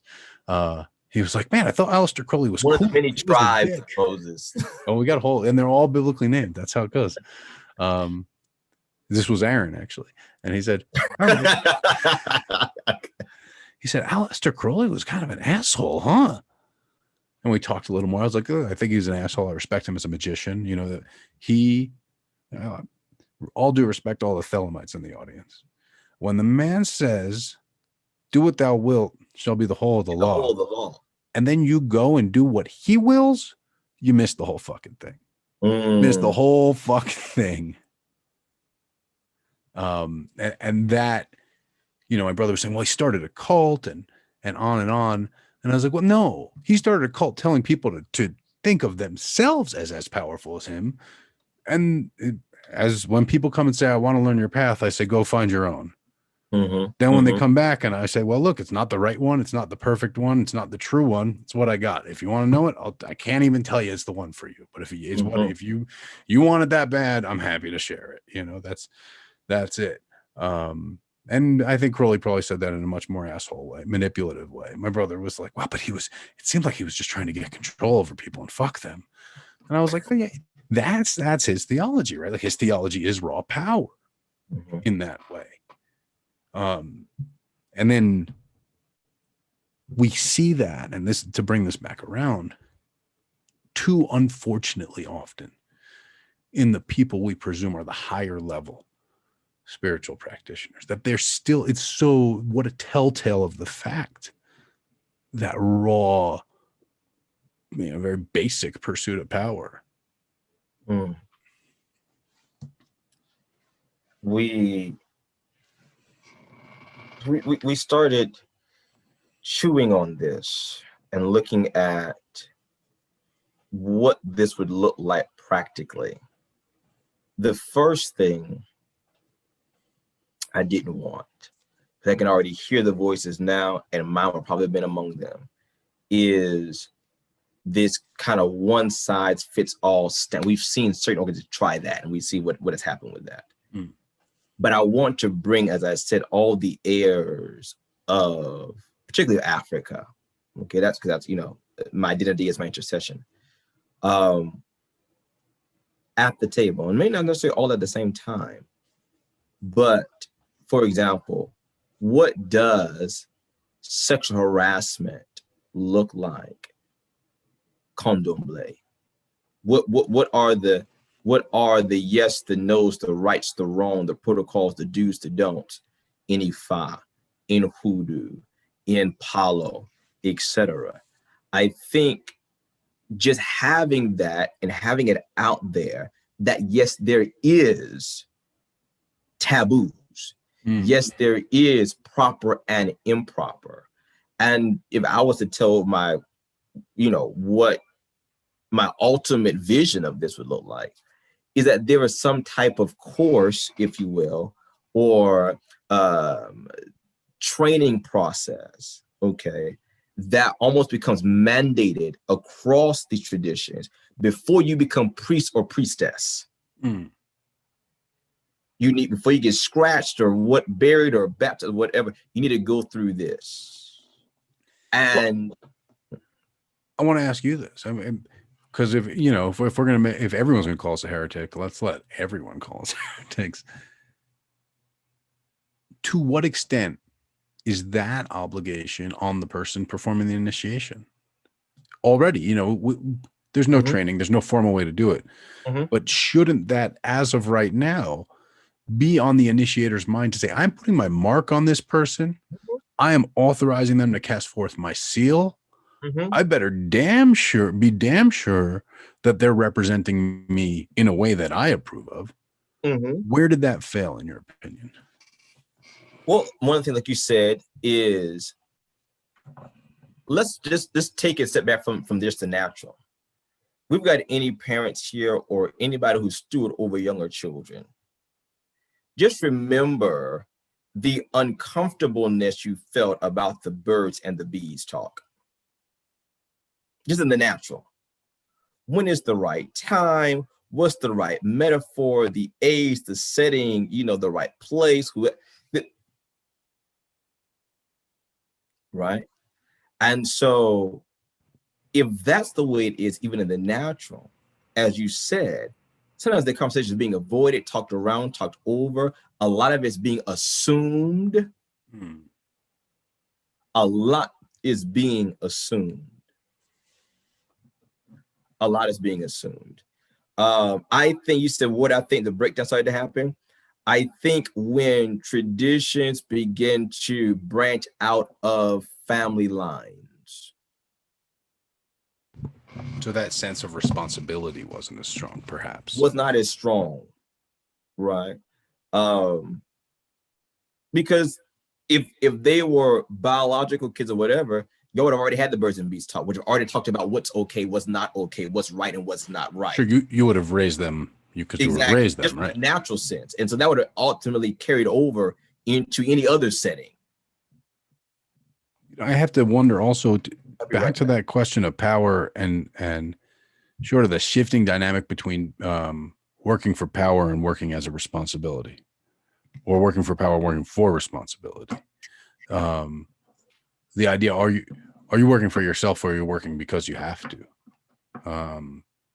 That shift, because if you're working to serve, if you're working because it's your role, because it's your calling, because you are, laying in bed foaming at the mouth, if you're not, well, then it's contrary to your mission, to your agenda, to manipulate others, to take advantage, to undermine your basic effort. But if you're in it for power, oh shit, Aleister Crowley, man, he's just trying to fuck everybody. I think that comes into these traditions a lot. I mean, power's obviously a core motivator, a core concern, a core ethic of hoodoo. It's a core theme. It's something it's something we trade in, right? Where you think of Boss Fix work, for example. We think of Essence of Bendover and things like that. The focus is inverting the power dynamic, getting the upper hand, empowering or disempowering, or empowering and simultaneously empowering and or disempowering, these types of workings, right? That's a big thing in hoodoo. But the idea of this weird sort of isolated accumulation of power that we see as a relatively, not that it never happened in the ancient world, of course it did, but it's so common in the modern thing because it's about me and this again, that idea everyone wants to be a chief, right? As Drum Gods put it, right? Like that wanting to be in the spotlight, wanting to be in the focus, wanting to be known, wanting to be, I wake up every day like, man, fuck, can I make my Instagram private today? Please. No, I have to keep it public. I still have to do this thing. Okay, fine, we'll do this thing. But you know, I realize that's because I'm a crotchety old bastard, right? Like that's not the way of the world today. It's about being in front of people and all this other stuff. And I think it creates this interesting tension. It creates this very dangerous climate and environment where, on the one hand, you have, as we said, people kind of disconnected with the sort of subcultural history and, you know, history in general. People don't know who the fuck they are. They see things out of context. They're maybe over impressed when they should just be slightly impressed. They are terrified very often, or intimidated, or misled into things they don't think they can question. And that illusion is nurtured. And yeah, it's a dangerous climate, you know, that could readily be exploited. And so now it comes to why are we trusting spiritual workers who are exploitive? And I gotta say, Doc, I'm gonna make you on mic. I know you're enjoying what looks like a delicious snack. And we're speaking plain. It's our last day on IG, so who really cares? You know, like we don't have to face this audience again. How can people not tell that these people are predatory or narcissistic or self-centered, or like is it a profit thing? Like, to me, it's written all over their face. I'm like, oh God, you cannot trust that fox. Right. I want to say that if people know how to, I mean, when your whole life is the engineering of deception and manipulation, you become a specialist at it. And even the best can be conned at some point. Well, trickster to trickster on this shit, man. I gotta say, there's benevolent tricksterism, and then there's outright. I think that's the line to evil, right? It's when like that's what we're discussing. We're discussing. I mean, I'm talking about the wickedness, just the abject wickedness that is running amok. And yes, I get it. Catch the criminal and all of that. Yes, but, and this is one thing that, as a Black person, when you start being conscious of, yes, we have right here, right now, right here, right now, right here, right now issues, you also become conscious of what was the systematic conditions that give rise to this right here, right now, right here, right now, right here, right now issue. And so how do we broach those? There are those who, like I said, who are in the flare up and who are chasing these people out of town, all that kind of stuff. And that hits the right here, right now. But how do we begin to address the systemic environment that give rise to that? And that's the kind of conversation I want to broach, and I want to resource. What I would say, those of you who are listening, I don't know if people came to hear about scripture. I don't know if they even came to hear anything. What are they saying in the comments? Have we stepped over our bounds? Are they? No one has told us to stop yet, and it looks like we're not rapidly dropping off in viewership, except on Facebook, where I don't know, maybe they were expecting more scripture. But in me saying that was, if you are in an ADT, if you are in an ATR, let's say you're initiated, I would say, Moses asked, pretty much, why aren't those who are initiating having this conversation? And I want to also ask those who are initiated, have you ever had a conversation with your godparents, with your initiators? What is okay sexually in our tradition? What are the do's and the don'ts? Right? What is right and wrong? What are the red flags? And just getting that conversation stirred up in your elay, stirred up in your monanza, stirred up in your spiritual houses, that even in this small microcosm, let's have this conversation, right? And begin and use that as a vanguard against this wickedness that's sweeping through, that at least your house will have the blood of the lamb over it. It'll pass over. And then we can start having a more broader conversation, because what I really want is a collective conversation. I want to hear, again, all the heirs of Africa talk about in these different spiritualities, what is permissible. You know, in some traditions, it's perfectly okay. I was speaking with Anina Anifa, and she was talking about how, you know, part of it, you see enough, I was talking to my goddaughter about this earlier today as well. Part of it is about the idea of what position men hold in tradition that might not be the same position that women can hold in that tradition. So that begins to start opening up certain doors and certain leniencies that starts to show up there. You know, is it appropriate for a man to do a spiritual bath on a woman naked by themselves in your tradition? I'm just broaching the conversation, you know. And I think, as you said before, right, even within a tradition, even within a practice, there's some situations where that would be appropriate for me, and there are some situations where that would not be appropriate for me. It depends who, what, when, where, why, how. If she said, "Oh, Doc, I've been watching you on live for years, and I'm wondering if I could pay you to come over here and draw me a love bath."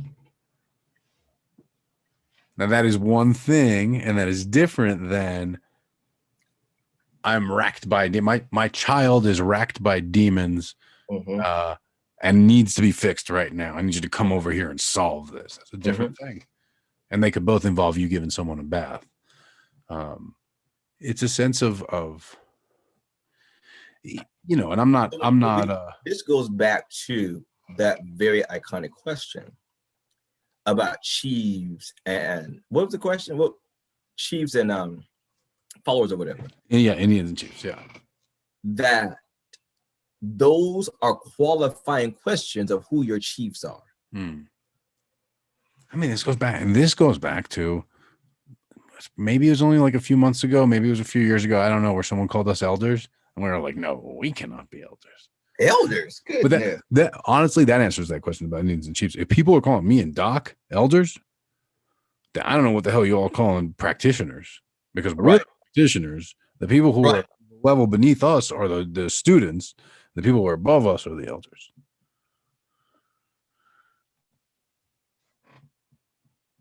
So I don't know. I just you know, kind of bringing you up to speed in the world of Cosmic.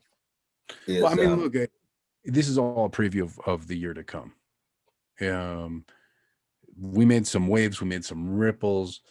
I think of 2021 as a year where we shook up I hate to call it an industry, but our trade, our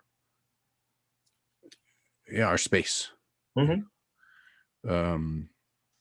In a few different ways, because 2021 it was 10 years in one. We had to fill in a lot of chances to do it. What I think 2020, what I think happens in 2021 is, like, we had a lot of fun stirring up a lot of energy, raising the energy this year. I was having some end of year conversations with people, thanking them for the major inspirations they've been for me. And they said, "No, you've been a huge inspiration to me." I'm like, "Why? I've been an inspiration to you? Are you fucking kidding me?" And they're like, "You know, I hadn't read the Bible in 20 years till this year." And I was like, "Holy shit, I hadn't thought about that." You know, I did. That's a thing. That's like a whole thing going on around us. I'm not taking responsibility for it or anything like that, but I'll say I didn't notice it because I read the Bible. You know, I've been reading the Bible, so it's not like a big thing that, like, oh yeah, people are posting Bible shit, cool. You know, but apparently for other people, this is all new. I didn't realize. Apparently, we've made the Bible cool again. Apparently, that made something like that, right? We unilaterally like restore the Bible to like common vernacular. And so with that in play, right, the move forward now, the move to the next is not just the stirring up, but the elevate. Now we weren't elevating the game; we were just stirring it up now. but heretofore. Now we're about to elevate the game. Now you're about to see who's sincere about this shit. Now you're about to see drum gods, to answer your point, who can move mountains. Now you're about to see who's going to go ahead and take the leap of faith and say, I'm here to do what I'm here to do and serve my people. And who's going to stand out here posting their OnlyFans, trying to pay rent.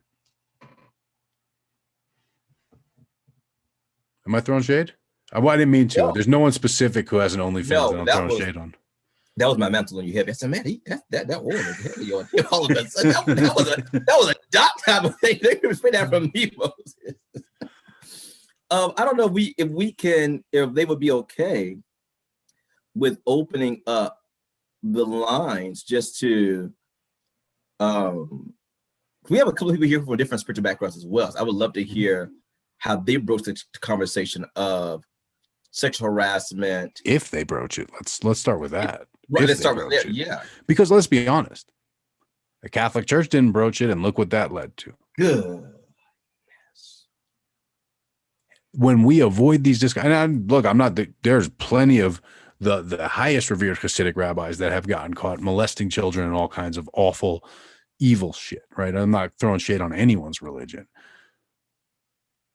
I'm saying that in a spiritual context, we avoid these conversations because we say this is mere material trifles. This lowers our vibe. This is petty shit, or somehow this is evil to even discuss. But I mean, that's the devil, man. That's deceptive intelligence at work, right? Because you say this is evil to even discuss, and therefore we don't discuss it. Is what happens when you don't discuss it. Right. And I think that, I'm okay with the heat and the strength of looks, because I know my office as a prophet, and I know I'm not here on the planet to make everybody cozy and feel okay. That, as Moses said, there's aspects of the prophetic office to stir up and to straighten out. And God to the prophet Isaiah in the 58th chapter, cry aloud and spare not, show the house of Jacob their sin and the Israel their transgression. He told Jeremiah chapter 1 verse 10 that I put you over nations, over kingdoms, to pull down, to tear down, to throw down, and to destroy, to build and to plant. So I know that there is going to be some very controversial, some very provocative aspects of my mantle, but I know that I cannot have a daily debrief with God and stand in his counsel and not fully execute what's in me to do. And part of this, I know, is taking up the cause of the innocent. Well, and so much of it too is calling the status quo and it's bullshit, or calling the prevailing notion, or do prophets use profanities? Danny Chen wants to know. He thought prophets were supposed to be holy and godly. I don't know, Doc. You might have to revoke my oil. You might have to get some of that. What do we use? The cornstarch? And roll me in some cornstarch and some sawdust and pull that oil off me. I think that people, when they look at the scriptures in a very anachronistic sense, don't understand that because the word fuck is not in the Bible, that they did not use profanities. Right. When Jesus was calling Herod a fox and a brood of vipers, and you hypocrites, and woe unto you, sons of hell. Those are very profane language. And he's put it to the highest religious leaders of his day. So I'm in good company. Yeah, we do these things. And I'll also I'll frame forward for you, Doc. We have certainly shaken up the status quo. We've raised the bar. Other people have set up their own bars at higher heights than they ever have, and they're clearing those bars. And now we're kind of saying, okay, our bars were cool, but now let's really measure ourselves against the bars of our traditions. Let's measure ourselves against the bars of our ancestral office and the weight of who we are really here to be. And I'm excited to see not just who else chooses to do this. And this is not me saying like, oh, you chose to do that, you didn't do it. My point is that this collective movement among spiritual workers to aspire to that office again, aspire to that degree of responsibility and accorded capability. Again, with capability comes responsibility. With responsibility comes capability.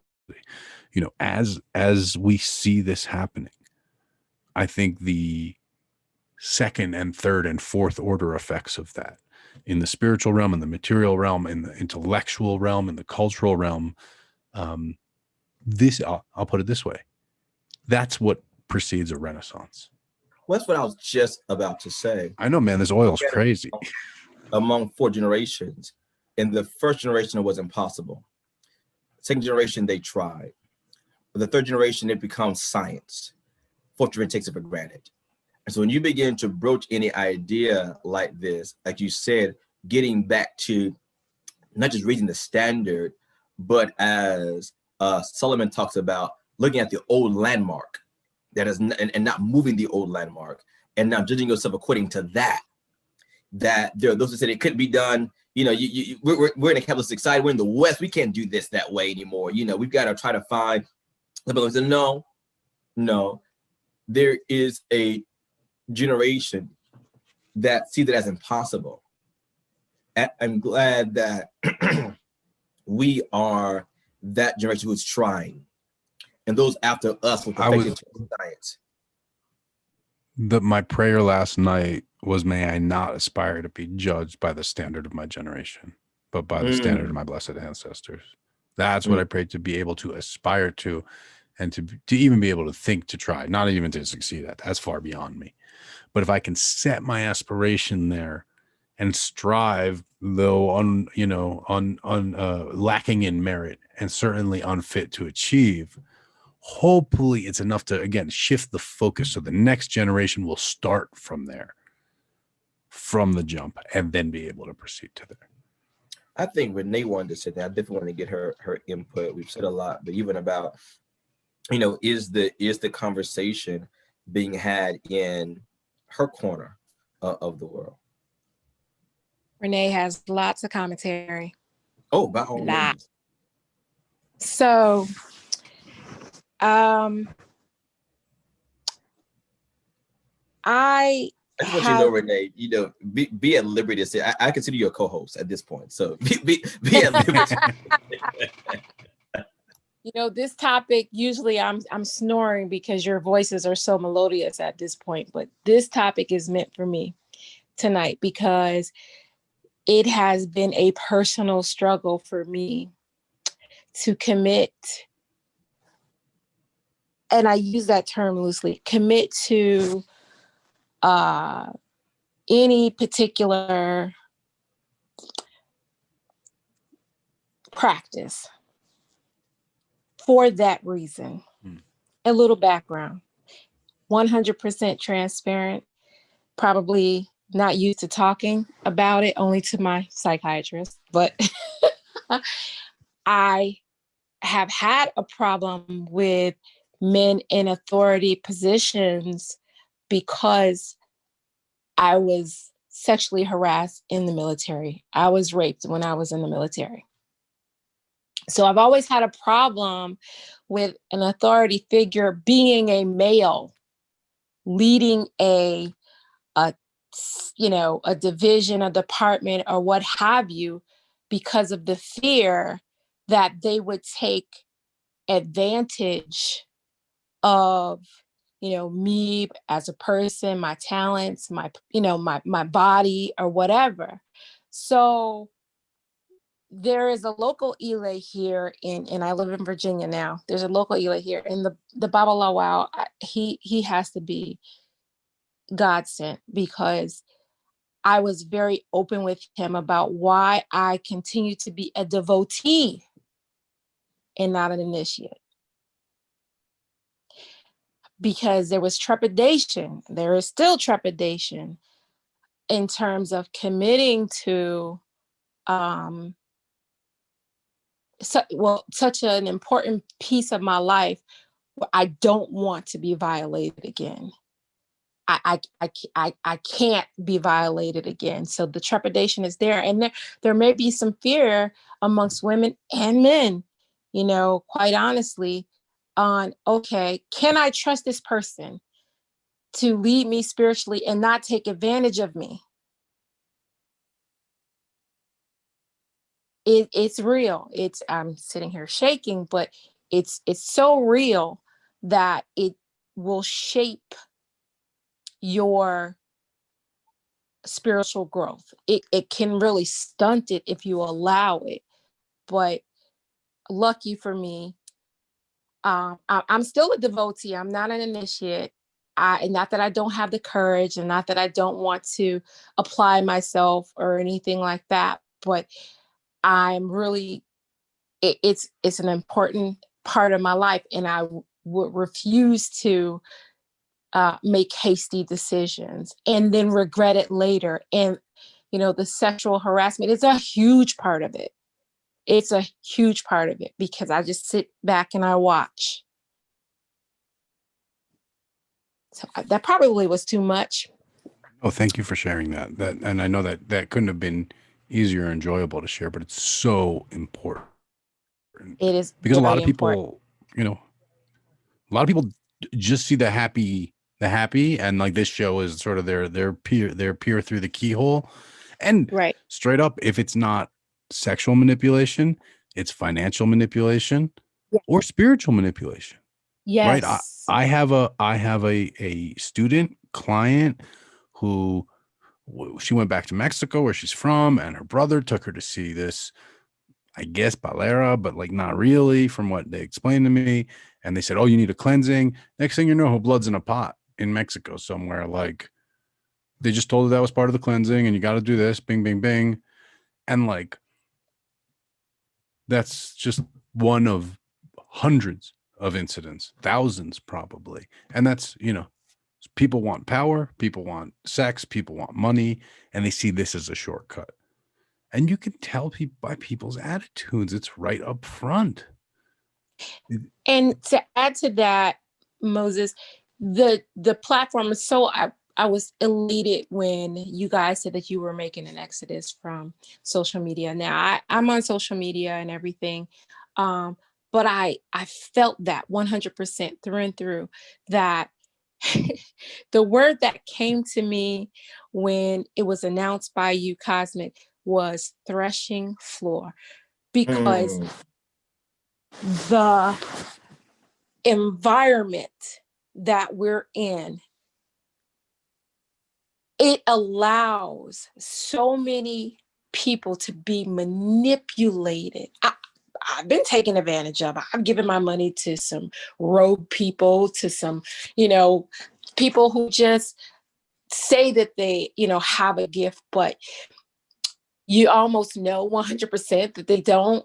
But it's a dice roll, it's a gamble.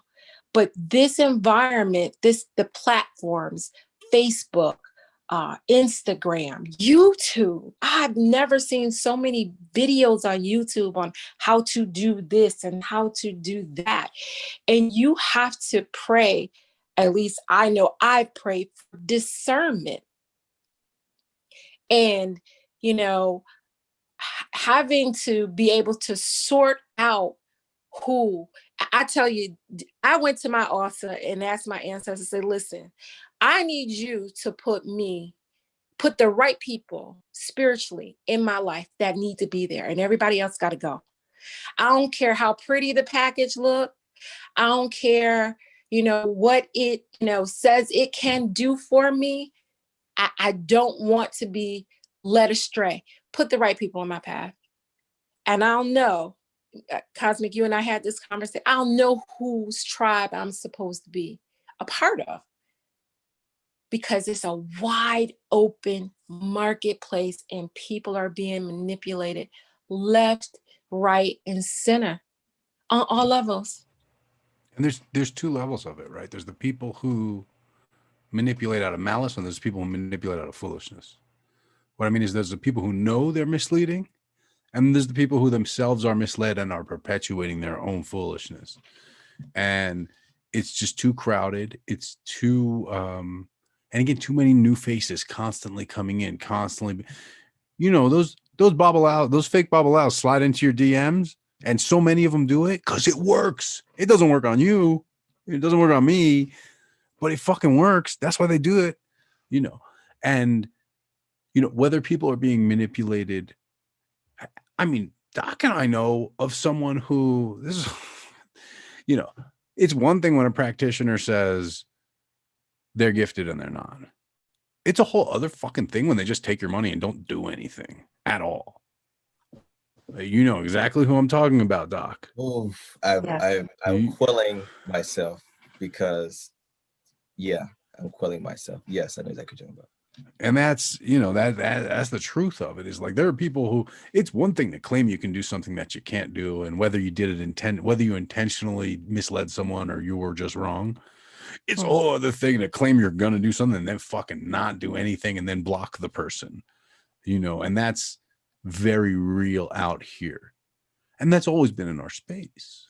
I mean, let's be honest, there's plenty of spurious grimoires. There's plenty of what's the word I'm looking for? Charlatans, you know, Charlie. there and always have been. And And typically, I will be. and always will be. And typically, they have the most followers for a time, and they do the most stupendous stuff. And they promise the most instant, powerful fixes for the least cost, or sometimes the most cost, but the least out of you.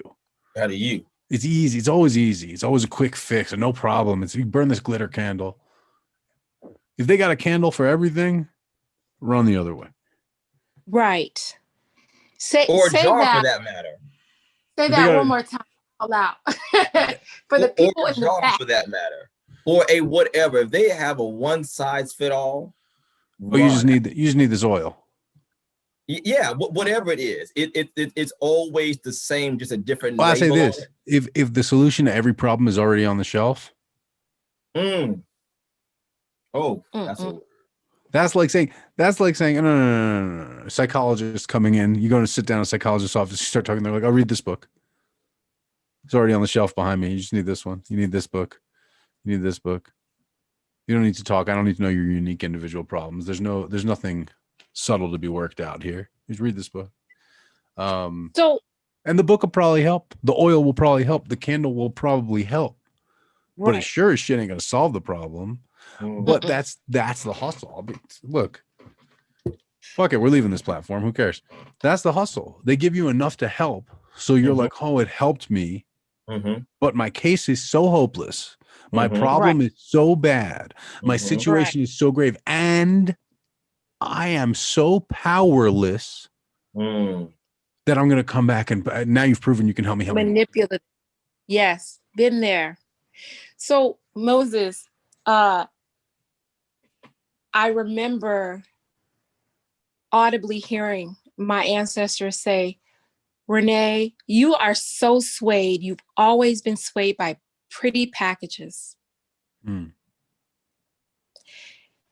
Your spirituality is not commercialized." But my packages are pretty. I put together nice commercials just to do it. You know what? I'm not talking about the real people. But that's, sorry. No, I mean, that's how if it were easy, if it were transactional in that regard, if it was a one size fits all. I mean, again, I dare I branch in the scripture during Sacred Scripture Circle, start bringing it back around. They didn't say like, Moses sat down and smoked a hookah and God showed up to him. The dude went up to a mountain, not with a whole bunch of provisions, not with all the food and water and everything. Dude just went up to the top of a mountain and sat there for 40 days. If it was easy, everybody would do it. Everybody would do it. As I've been saying a lot recently, it's simple, but it's not easy. And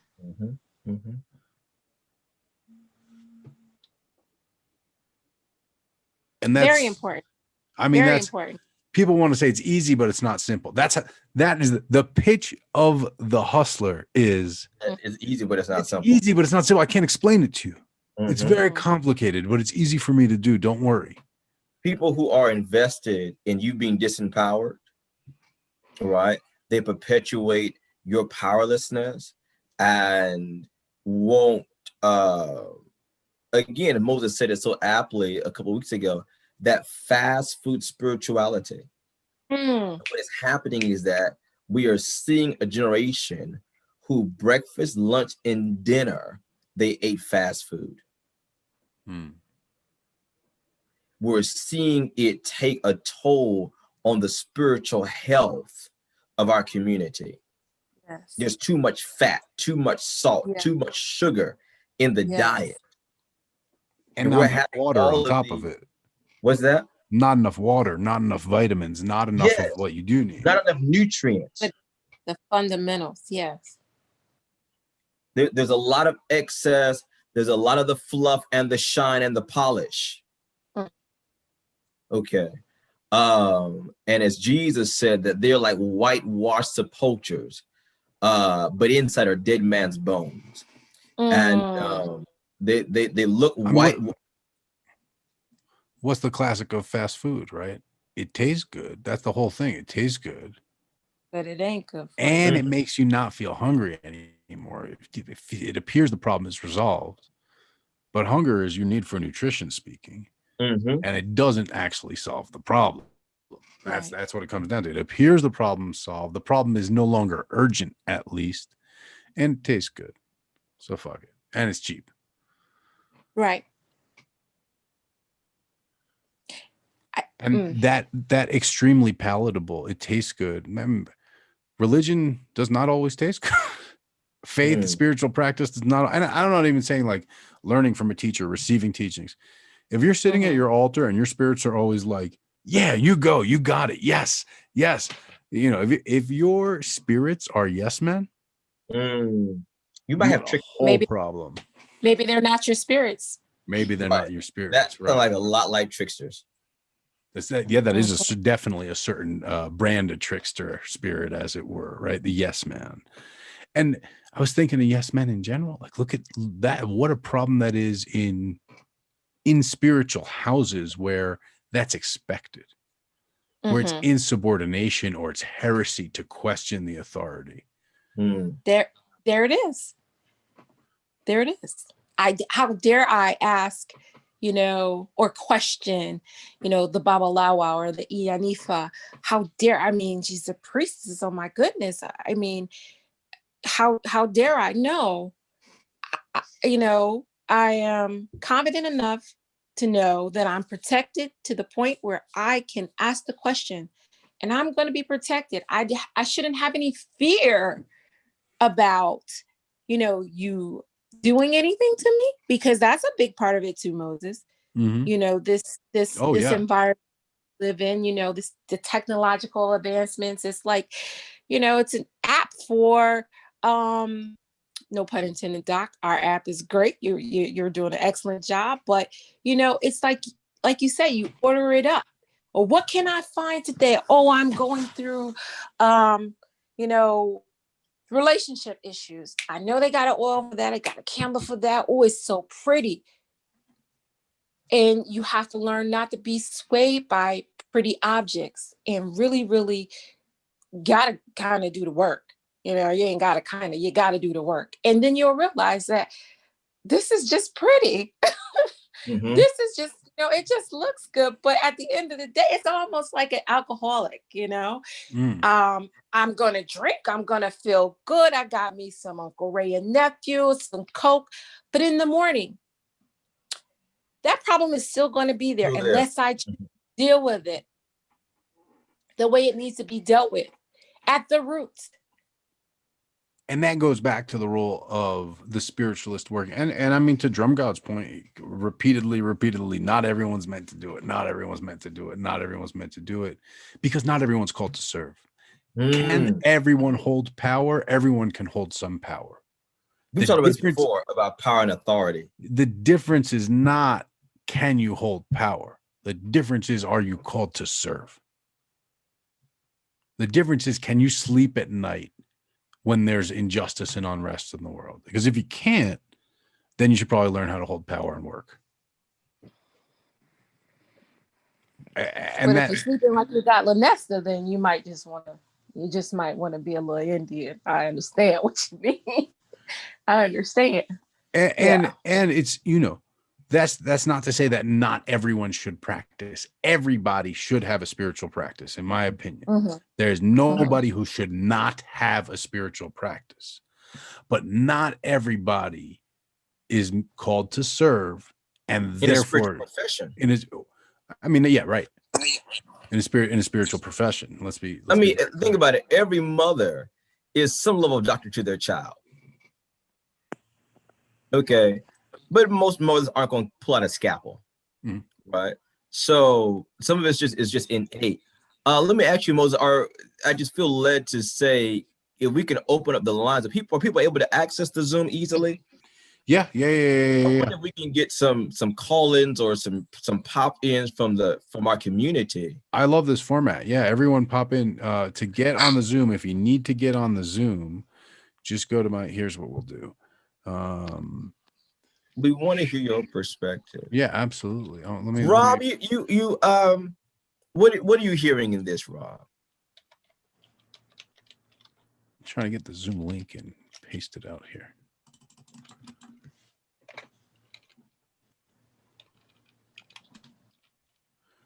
Well, now I wonder, Doc. Oh, go ahead. Let me turn my mic off and let you do that. I'll do technical stuff. You do that.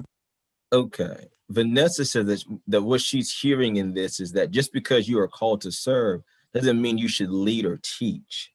The church still needs a janitor, but that person isn't going to officiate over weddings. And this goes to that's a T-bone steak all by itself, because knowing what you're called to do and what you're not called, that by itself is having that level of definition of your purpose, your calling, your destiny, your assignment. As Moses said, as Renee, everybody is not called to be a Babalawo. That's just the case. Everybody is not called to be godparents. Because here, not only do we need godparents, we also need God brothers and God sisters. I need something I need to hear that as from my peer, than someone over me in authority. That might minister to me better. But if everybody is trying to claw, as Moses said earlier, in that bottleneck, we start to abdicate and forfeit our rightful place. Now we become disjointed. And so I also want to say that this speaks to even those in leadership. This is getting to those in leadership now, prophetically I'm speaking to you, that we need to do a better job of cultivating the honor, all right, in every aspect of the tradition, so that people don't feel that the only way they can be valued or honorable or seen or useful or spiritual is, I'm saying a lot right there, is in these spiritual authority positions. I have to say, and this is me speaking outside of my field of expertise, but to me, that sentiment right there of honoring at every level is what witnessing foot washing or learning about foot washing, especially in Jesus washing feet, and that ancient custom, that is the beauty. Like it puts tears in my eyes, the beauty of saying, like, no, there's the highest will honor the lowest by doing this, because the highest recognizes that the lowest is equally, and when I say lowest, I just mean in a hierarchy of office, the lowest is equally as essential, equally as critical, doing as important a service, that the church janitor is as important as someone said, as the pastor, as essential, as critical to the entire enterprise. That sort of, and not in this Hallmark, Secretary Appreciation Day way, but this recognition that, and this is something that's coming to me, is a challenging lesson for me as a Virgo, as a double Virgo. that it's not that there's a right way to do it, or that there's a that things are to be done this way, and those who can't do it this way aren't fit to do it. Rather, it's everyone is suited to do something. And an enterprise of any magnitude, this is something I'm learning from you, Doc, an enterprise of any magnitude requires all those things to be done. And they're of equal importance. And to look down on any aspect of it, or to overly emphasize the glory or the power of any aspect of it, starts to lead to this, we talk about cults. One thing my God kids know I quote all the time. I say, you will not make a cult out of me. I tell them I did in they tracks. Some they get repeated. No. This is not about college. You will. I said, listen, you will not read my lips. You will not make a cult out of me. I refuse. I refuse to participate in any way, shape, or form. And this is why this is one reason why the vast majority of my ministry is teaching. So you won't have to have a cult-like dependency on me. Yeah. I'll show you where the sources are, how to properly, investigate them, excavate them, etc., for yourself. I have a new, an old friend who's become a new colleague in propagating the temple, and he said, "Well, what's your business model? Are you trying to be like a mega church? Is that your business model? Is it more like a, So I said, my business model is Al Qaeda. I want to start cells that can work completely independent of me to spread the message and to have impact. That's Al Qaeda is maybe a little scary comparison, but that idea of these independent cells, I don't want to be at the center of it. I don't want there to be a center. Right. It's not about me. If it's about me, it's a mistake. I mean, every critique I have of organized religion is about people who made it about them. And what's my critique of rabbinic Judaism? Well, who the fuck are you guys? You're not God. I don't give a shit what you said. So who the fuck am I? I'm not God. So isn't it about teaching people how to fish instead of depending on the fisher? So 100%. And here's the thing. I don't mind feeding you while you're learning how to fish. But it's come a certain point like, hey, listen, okay, I can be giving you fish. You got your own fishing rod. Until you have to go to the creek. I got people got to feed, so they can learn how to fish too. Exactly.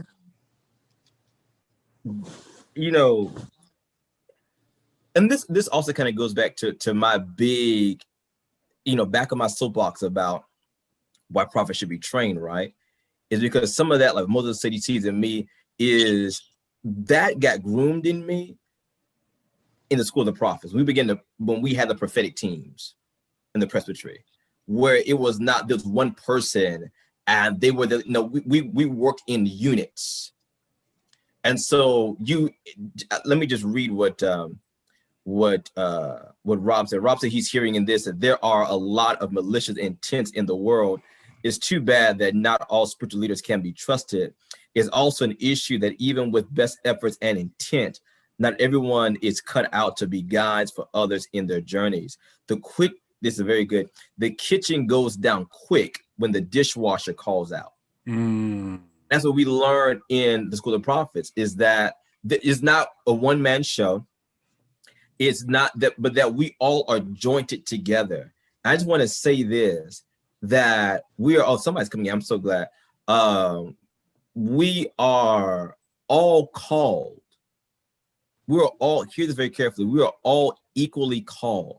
But in the same way, even at your job, you may even be getting the same pay as somebody else, and y'all not doing the same function. People are called to different departments. People are called to different tasks and different activities, because it is an organism.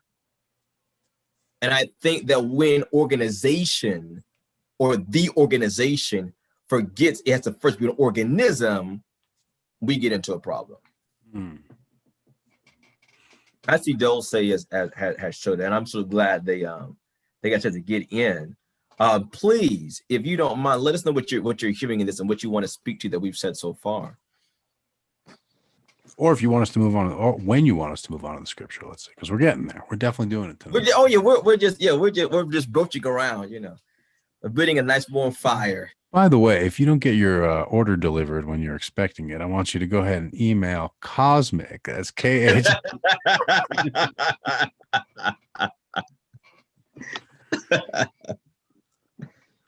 I think that. Go ahead, Renee. Oh no, this is really an important message, very important. Even if people are hesitant to chime in, I think it's important to for us to realize that just like we were growing up in Pentecostal holiness, or whatever religion your grandmother made you go to, or whatever church. Things were not always on the up and up there. Mm-hmm. Let's not romanticize the past. I mean, so the expectation now, when I transitioned from religion to spirituality, I did not have an expectation that things would be different in that regard. I knew that people like to have rank. I know that people, adore fads. Like, you see the people with their leggings, and it's a faddish. Some things really need to be taken seriously, but you're always going to find that element no matter where you are. And no matter, if it's spirituality, if it's in your line of work outside of spirituality. So you're always going to find people who want to be, number one. I want to, it's about rank for them, or, they don't acknowledge that, we are the same rank or grade, and we make the same amount of money, but it's about the I, Well, and it comes from this place of naturally, it comes from this place of powerlessness, right? It's the powerlessness seeking power, seeking those without recognition, seeking recognition. It's from this lack of self-assurance. It's from this lack of self-esteem. Talk about root issues, right? This is what we talk about, these compounding problems. What happens when you strip away self-esteem of even just one generation, let alone a few generations, not that many, 3 generations, and fuck that, all of a sudden you've stirred up enough for everyone to be trying to get a piece of it from everybody else. And so when we look now at a culture, a consumer, and I'm not going to do this whole like shit, I already said Al-Qaeda, so I'm not going to say Muslim Imam here, but we have a consumer culture here that's built on, because this is the nature of consumerism, is to undermine your self-esteem, because I can't sell you shit if I tell you you've already got everything you need. And so every commercial is aimed at convincing you don't have everything you need. You're missing something. You are somehow inadequate. Every single commercial. Even if it's a commercial for a TV show. Oh, must-see TV. What does must-see TV? It means if you don't see it, you're missing something. Your life is not complete. You are deficient. It is must-see. It's like an essential nutrient. And so everything, the whole message is to hammer your inadequacy into you, to undermine your self-esteem, to collapse whatever self-esteem you may build up, cause then the need for this persistent conflict, because then you keep buying shit and you're easy to manage. Yeah, it makes you reliant on them and instead of yourself. And then once you realize in the same how much fashion power in the spiritual house, right? Moses, we getting any comments on any of the other channels? While he's checking that, I want to say I had the extreme pleasure of interviewing a young brother, I think it was last week, for the scholarship, and I can't call his name, certainly can't call his name off the top of my head, and it's irrelevant. But normally I ask at the end of that, I said, do you have any questions? And he said something so powerful. It wasn't related to the scholarship. I think he just wanted to ask me specifically what I thought about something. He said, what do you think about people who go into spiritual practice, particularly like professionally, and they've not worked out and worked through their drama and their trauma and their mental health? And I said, I wish you would have told me you was answering this, because I would have put you at the end so I could really have time to really just, get into the meat of that. Well, that goes to the too many Indians. That goes that goes into so many good thing. God, we extended him a scholarship, so he should be in. So, we should be seeing him in Hoodoo Academy. If he goes out there, talking about, God bless you. There is have they said anything out there? I have not on the diverse, not in the diverse lands to which we're broadcasting, but Danny says, I want to say it's all true. I was a moderator of an occult group, and the founder and administrator of the Facebook group was later found to be a phony. Long story short, apparently he was targeting women that have money or were going to have money, and he plagiarized work from other occultists.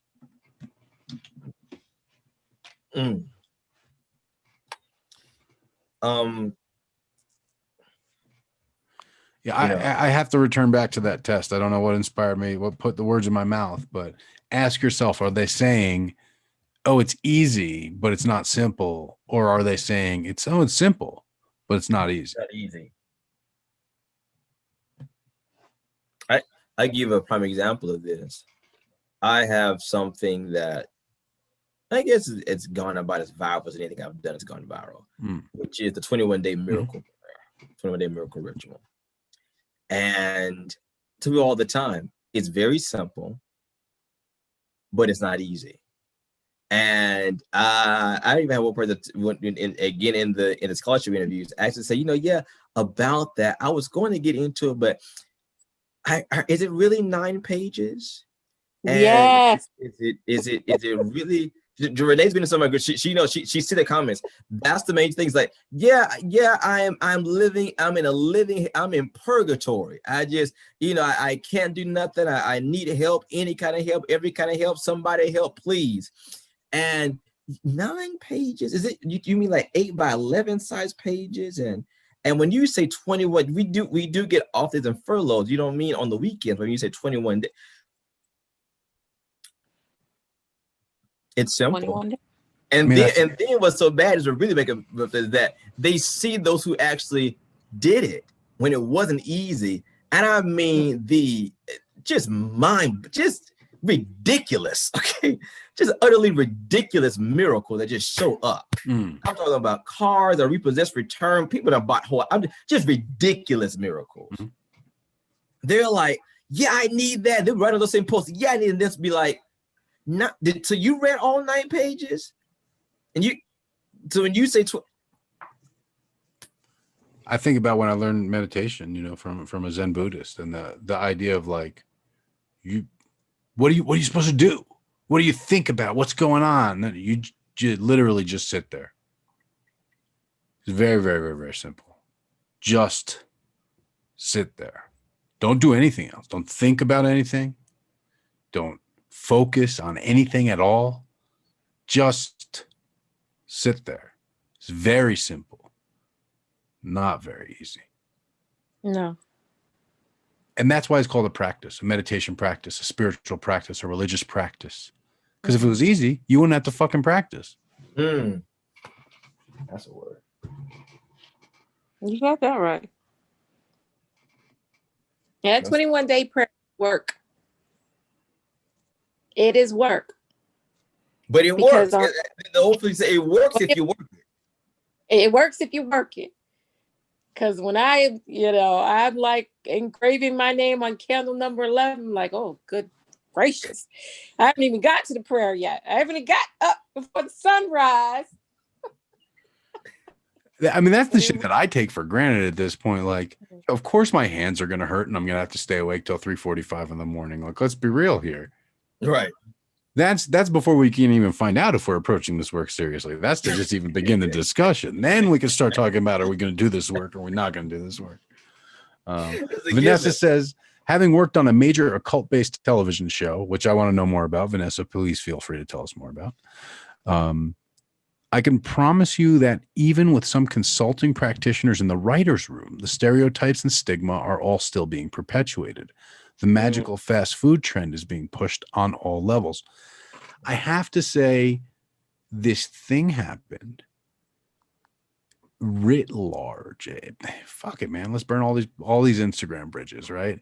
I got in a lot of trouble for my comments. Oh, we have Instagram. Let me read the Instagram comments before I start burning all these bridges. Tu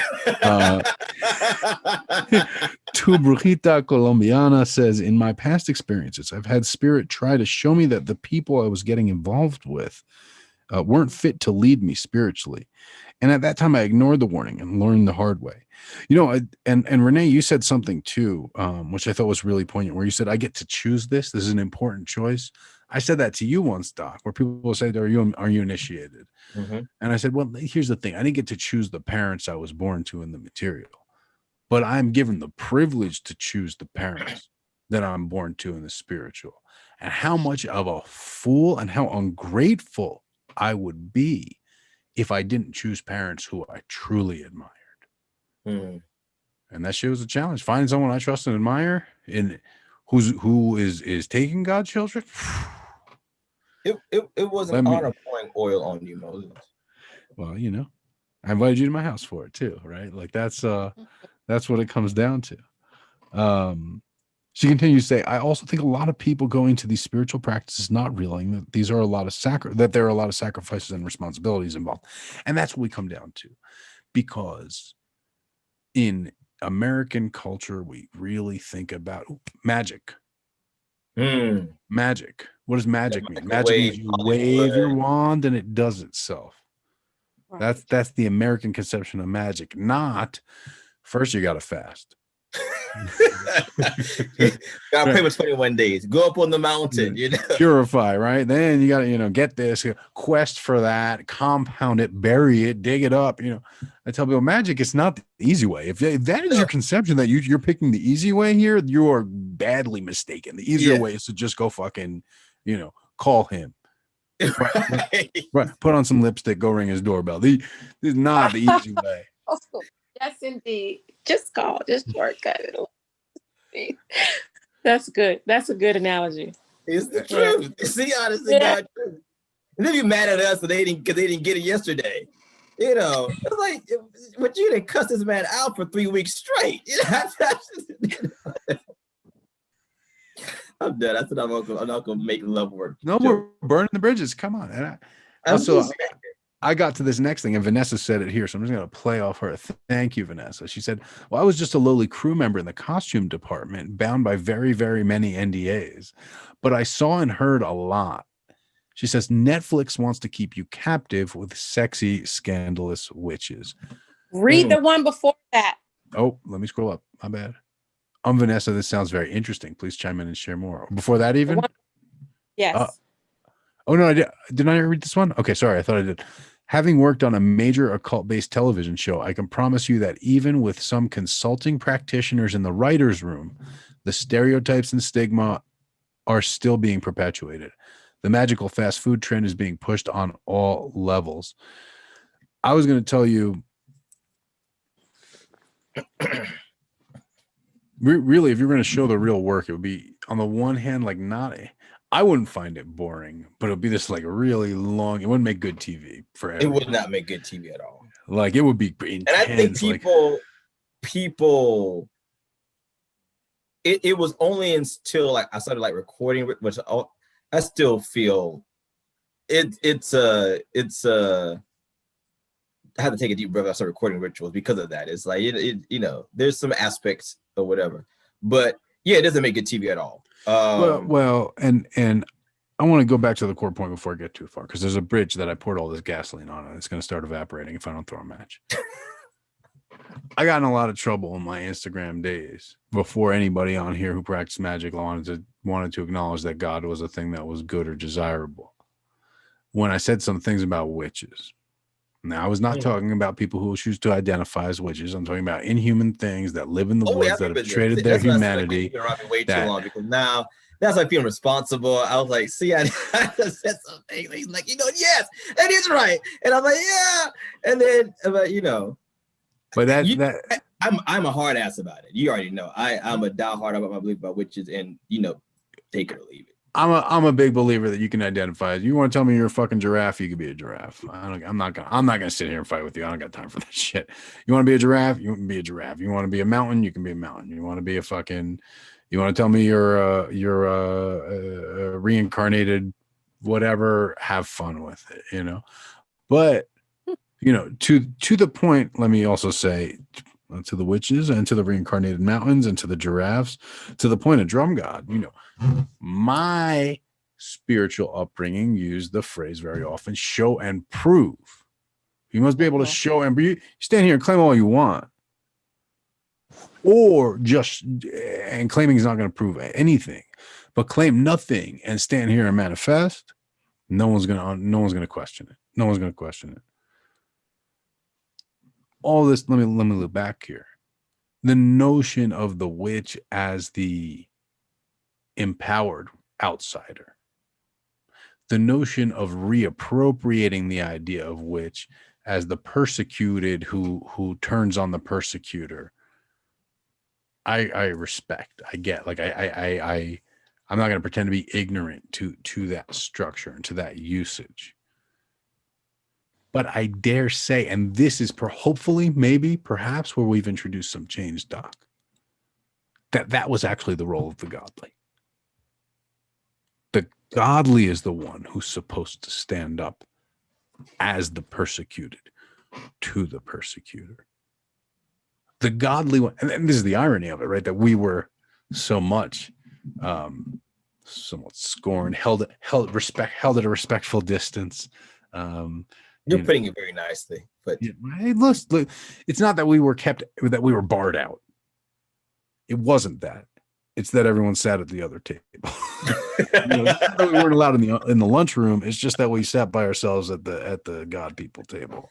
I think it's because they're kind of scared. To be honest with you, I think they're scared to put us out, but they said we're not going to sit over there. And because so that was the irony of saying, like, well, no, we are outsiders. You are offending us as outsiders. You go over there, you outsiders. And again, that is the historic role of the godly person, of the prophet, to uphold the downtrodden. And it's not necessary to move. Reflecting on what we did in 2020, what I had hoped to do in 2020, and I dare say we moved the needle a little bit here. I'm not saying we revolutionized anything, but our focused effort registered. And that's to say, they don't own God. Those authority figures, those oppressive powers, they don't own God, and they don't own this book. And if they have used it as a tool of oppression, don't think it's that's what this tool is made for. As I've seen on some guns, this machine kills fascists, right? Like, this book topples monarchs. This book undermines authorities. This book liberates the enslaved. Can this book be used to enslave? This is what I put on when I shared your reminder for tonight's Sacred Scripture Circle.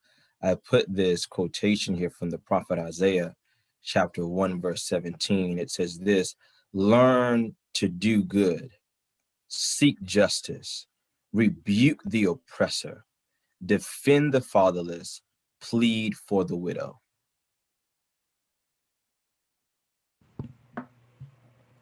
That's it in a nutshell, right? That is the very essence of what we see, what the hashtag witchy community supporting. And they stand out in condemnation very, very, very often of, I don't know, are we religious? Do they think we're religious, Doc? I consider myself a religious person. Do you consider yourself a religious person, right?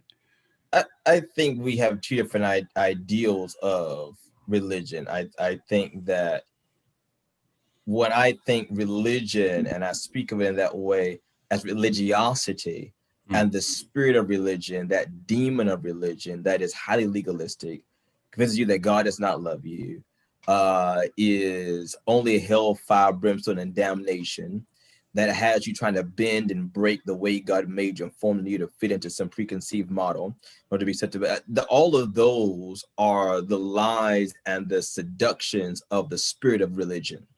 And I see. I don't call that religion. I call that authority. I call that control. Whether you're calling it God wants this or the state wants this or whatever, if you're going to stand there and threaten me unless I am a certain way, it's the same shit. Whether you're threatening me with a sword or you're threatening me with damnation or you're threatening me with, because there is pure and there is what the Bible calls unpure religion. And I think that they've kind of at least in the main eye, people have seen, impure. Give me 1 second here. They've seen impure religion. The scripture says very plainly.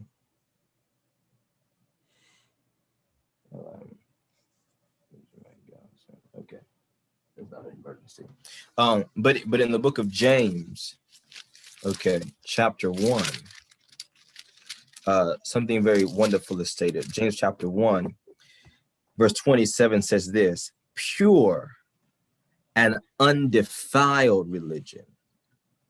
Pure and undefiled religion before God is this: to visit orphans and widows in their trouble, and to keep oneself unspotted from the world.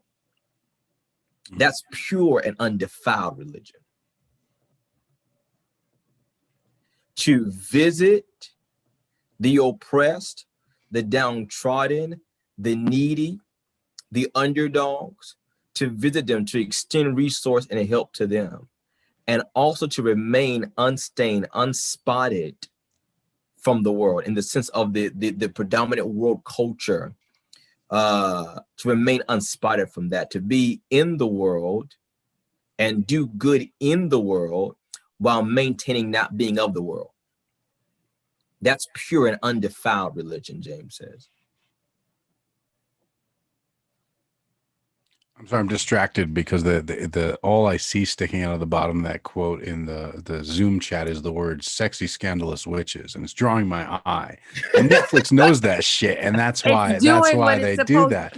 That's they know that's the play, right? Netflix series on sexy scandalous witches.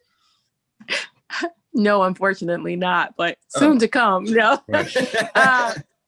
So, Doc, you just referenced that scripture, and I was thinking about this book that I read a few years back called The Shack. I don't know if you ever heard of it, by William P. Young. And interesting enough, it's about an experience a man has. It's coming to I was going to say coming to Jesus meeting, but it's a coming to understand the difference between religion and spirituality, religion from a human perspective. So in this book, he takes his family camping. This is a very short synopsis. He takes his family camping. He has a couple kids, a young daughter, wanders off in the woods, and she's captured by someone and she's killed. So most of the book he's trying to figure out, he's questioning God, why? Why? Why my daughter? Why this? Why that? And God presents to him in his as he goes deep into the woods to look for this daughter that he never finds. He presents to him God himself as a Black woman, Jesus as a carpenter, and the Holy Spirit as a true spirit. And they all have conversations with him about why this might have happened and why are you questioning. You have every right to question God. Now, the biggest takeaway for me in that book, and the book was just, it's a tearjerker. The biggest takeaway is God said to him, Sit down. I'm going to fix you something to eat. Sit down in the kitchen. Black woman. I just see my grandmother saying this. Sit down. I'm going to fix you something to eat. We're going to have a conversation. This is not what I intended religion to be. Mhm. That is the biggest takeaway from that book, is because we have this perspective of what it should look like. Maybe out of tradition, more likely than not, of what it should look like versus what the book actually says it is. Anyways, a deep book. Very, very good book. If you get an opportunity, read it. It's heart-wrenching, but it's a really good lesson throughout. Lots of good lessons throughout that book. Maybe when we're done with movie nights, we'll do a book club or something. Well, I'm already working on some book clubs actually. Once I'm already ahead of you. Obviously, the prophets.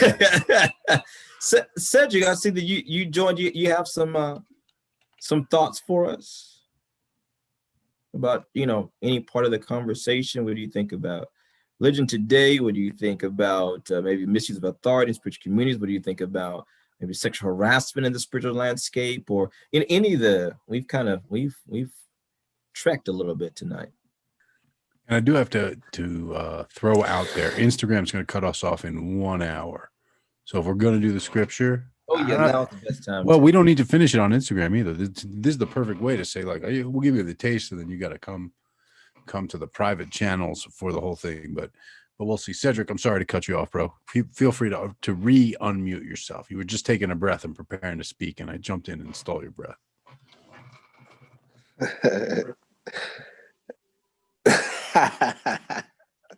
I sure was, but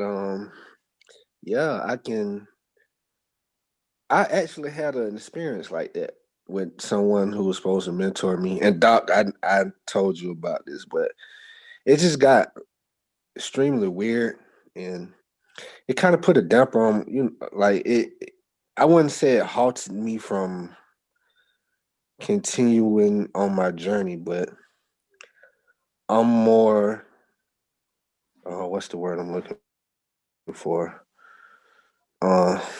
It's like I'm more cautious. I feel like I'm more cautious now, and it's kind of taken away from me actually trying to move forward, if I'm saying that right. But it got weird, and I feel like it's just oversaturated. I don't know. But that's why someone told me I need to pray more. I need to get into my prayer life more, and ask God to send me somebody who can help assist me on my spiritual journey. What I can say is I have the utmost admiration for you and Moses, because I feel like it's authentic. I feel like it don't come like with no strings attached. You see what I'm saying? Versus other people will try to, well, you got to do this in order for me to tell you this, and just the weird stuff. I don't know if I'm explaining that right or whatnot, because Yes, you are. came in. I just came in. Yeah, and it's something that just get extremely weird. I'm like, yo, man, I didn't come up like that. Well, and I gotta be real. Like, there is some shit where there's some shit where I'm not gonna tell you until you do some weird. There's just Cosmic getting ready to bury someone in the ground overnight. You know what I mean? Like, there's certain shit where you're gonna have to do some real weird shit if you want to know that shit. Yeah, you're gonna have to do that shit. But I'm not gonna.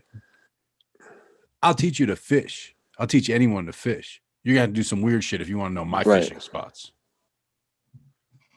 You know what I mean? I understand that. I guess what I mean about let me and also, rephrase. Even in that, I'm not trying to manipulate anybody. That's the other thing, is that even if I take you through these rites of initiation, whatever, or the weird stuff, whatever, is not from a sense of me trying to manipulate you. Is not from a sense of is that's what this next leg of the journey actually is going to call for. That's another point of it as well, is that when those initiatory practices are rooted in instinct, let me back up. when what I'm trying to say is when things like initiations and apprenticeships or whatever are clouded, let me use that word, in a fog of instant gratification, that's the key sign, because the only person who's going to benefit from that is only one party. Mm-hmm. If I'm burying you alive, but it sure as hell ain't for my benefit. Okay, I guarantee you that it is not for my benefit at all.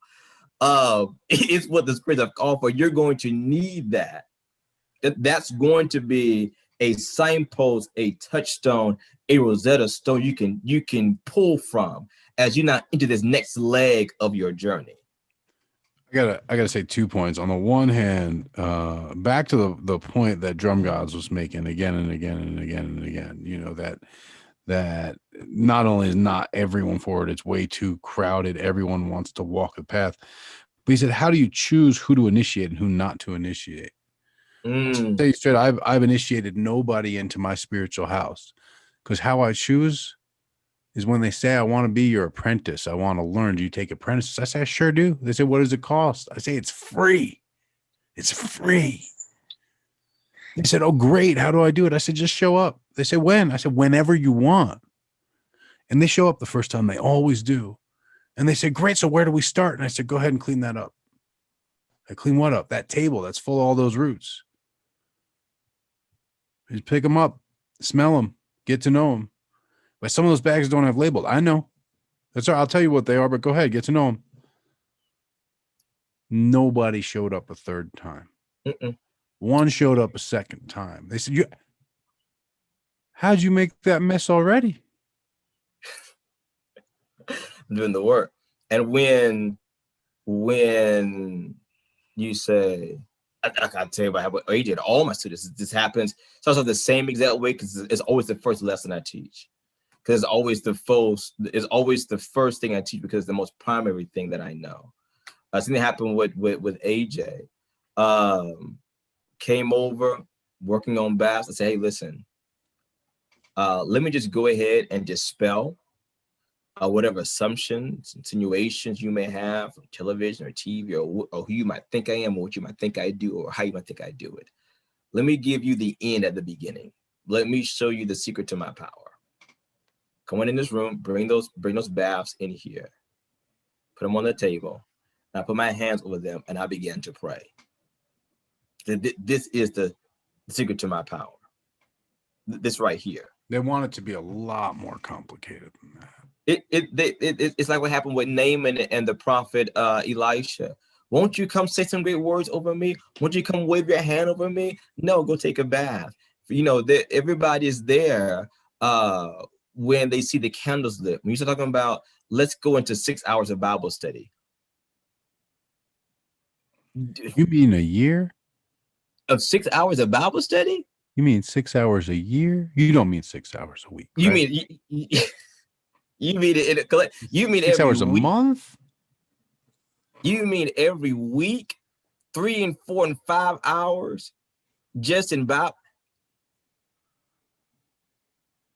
And then you just want me to stand there and pray? Yeah.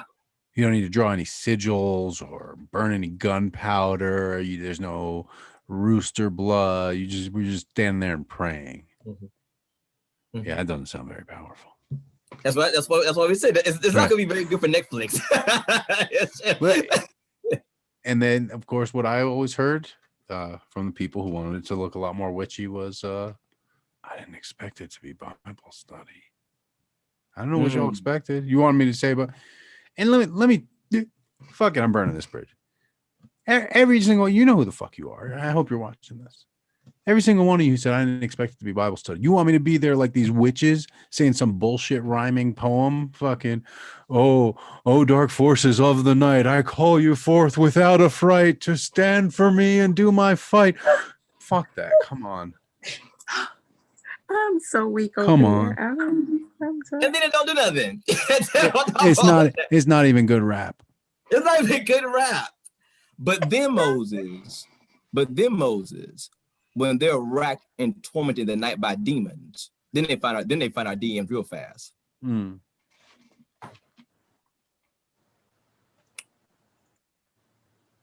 So yeah, that's it. And you So know, if you don't like it, please do not fucking join my community. Yes, don't. This is what I told Stay my here team. on Instagram. Please stay here on Stay Instagram here. and be There's a somebody big waiting for important you. leader. Yes. There's somebody here waiting for you. You know, Marja will still be here. You know, she said she's not leaving Instagram. She's going. She'll be I'm the gonna last to recruit leave. her. No. So she, you know, she can get your bag of lunches from Madriago and me and Moses have left. She said she does not mind holding down the fort for us more than any time. She said she won't, you know. But I think that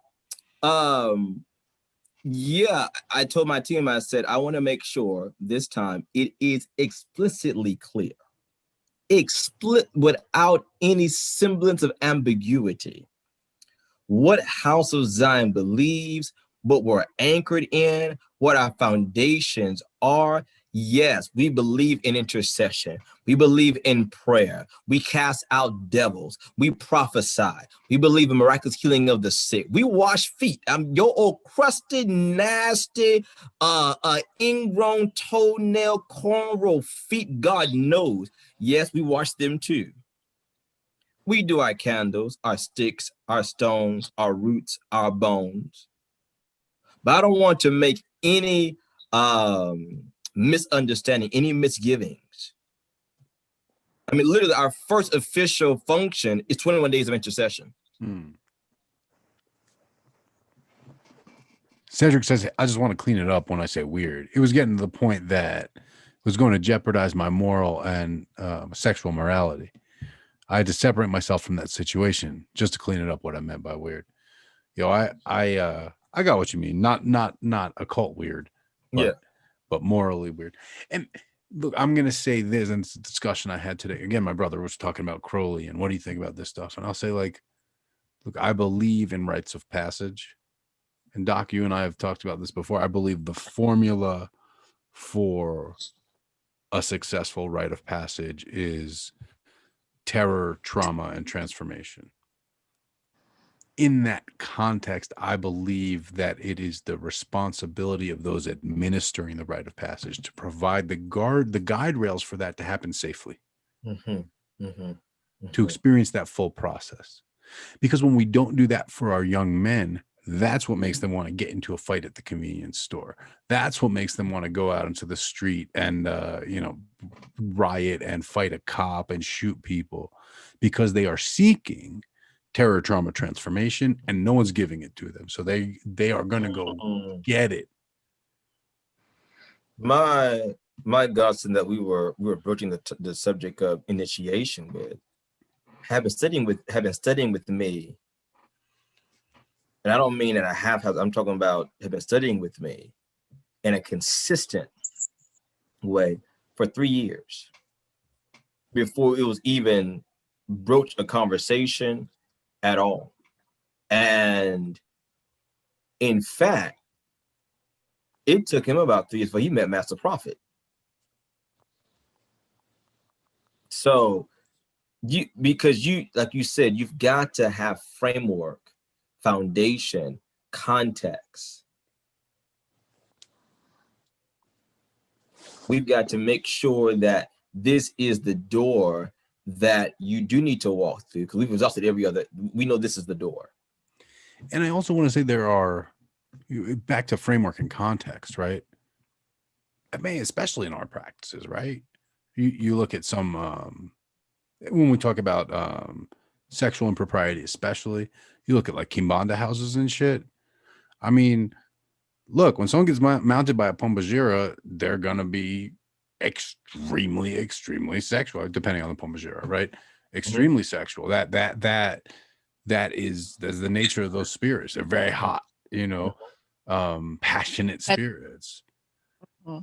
But there's a container. It's just like I was saying about a rite of passage, right? There's a container, and the people who are responsible maintain the safety of that container. That energy is built up. Is there supposed to be sexual energy in the ritual? Yeah, you better fucking believe it. Is it supposed to be, again, given this safe and productive way for it to be expressed and mobilized. That's the whole fucking point, right? Like that's the point. And as with the rite of passage, right? Is there supposed my brother's coming from he's got his master's in international disaster psychology, this Aaron. And he said, what, trauma? Trauma is part of your spiritual growth. Trauma's bad, man. You can't be out here traumatizing people. People need to do this to be a member in your temple. I said, no. This is to be a member of the priesthood. Yes. To be a member of the temple. No, of course not. But trauma is not inherently bad. Trauma causes a depth of memory. We don't forget our traumas, and that's why transformation results. And that's why the physical scar or the physical marking or the visible reference is so essential. Because I can look back at the oaths I took before my initiations. I can look at what I swore before those rites of passage and look at the actual content of the rite of passage and say, well, keeping that promise is way fucking easier than what I just went through. I can keep that promise. Well, we don't even have to speak. You and I particularly, we don't even have to speak abstractly. I mean, your eyes were burning. Your eyes were on. That's true, but that was compared to what I've done to myself. That was easy. That's what I'm saying, right? Yeah, I mean, like that initiatory practice. Yeah, I couldn't open my eyes. Yeah. So even being brought into the prophetic order, okay, and being grafted into a prophetic lineage, there was initiation in that. And of course, if you're coming into a company of seers, your eyes would be burning. You see, go ahead, Moses. No, I'm that. Look, how this discussion started for me earlier today is, my brother, in this conversation about Crowley, I said, at the end, you got to understand also, we never get gold in this line of work. You never get good press when you're gone. You're always a charlatan who died penniless. That's how, if you don't have that bio, you didn't fucking do anything. If you are anyone in occultism, you are a charlatan who died penniless in your bio. That's what you're looking for. That's how you know. That's the sign. You see someone who's described as a charlatan who died penniless, go find his fucking notebooks. All right. That's where you're gonna find some shit. Yeah. That's the real charlatan. That's yeah. Agrippa, fuck yeah, charlatan who died penniless. You go on and on. Exactly. These are charlatans who died penniless. Let me tell you, man, Pythagoras and on.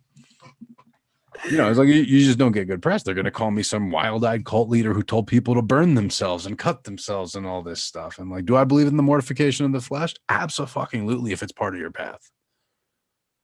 But again, it's about it. All these things can be done safely in a container. That is the responsibility of the office, is to provide, and that's not easy.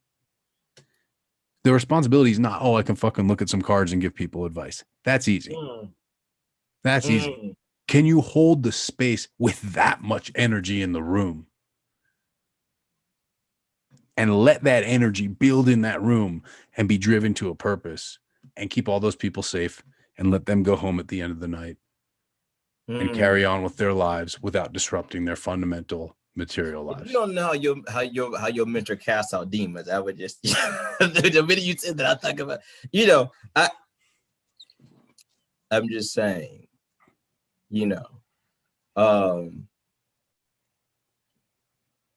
I think about that day that we were on the battlefield together. That was initiatory. Oh, I mean, the classic trial by fire, right? And again, same formula, right? Terror, trauma, transformation. It has to be, and that's why in every culture we find the initiatory rites, even the rites of manhood that every boy is going to go through. You, for your whole life, are taught to be afraid of it because that builds up the terror, which makes the transformation that much greater.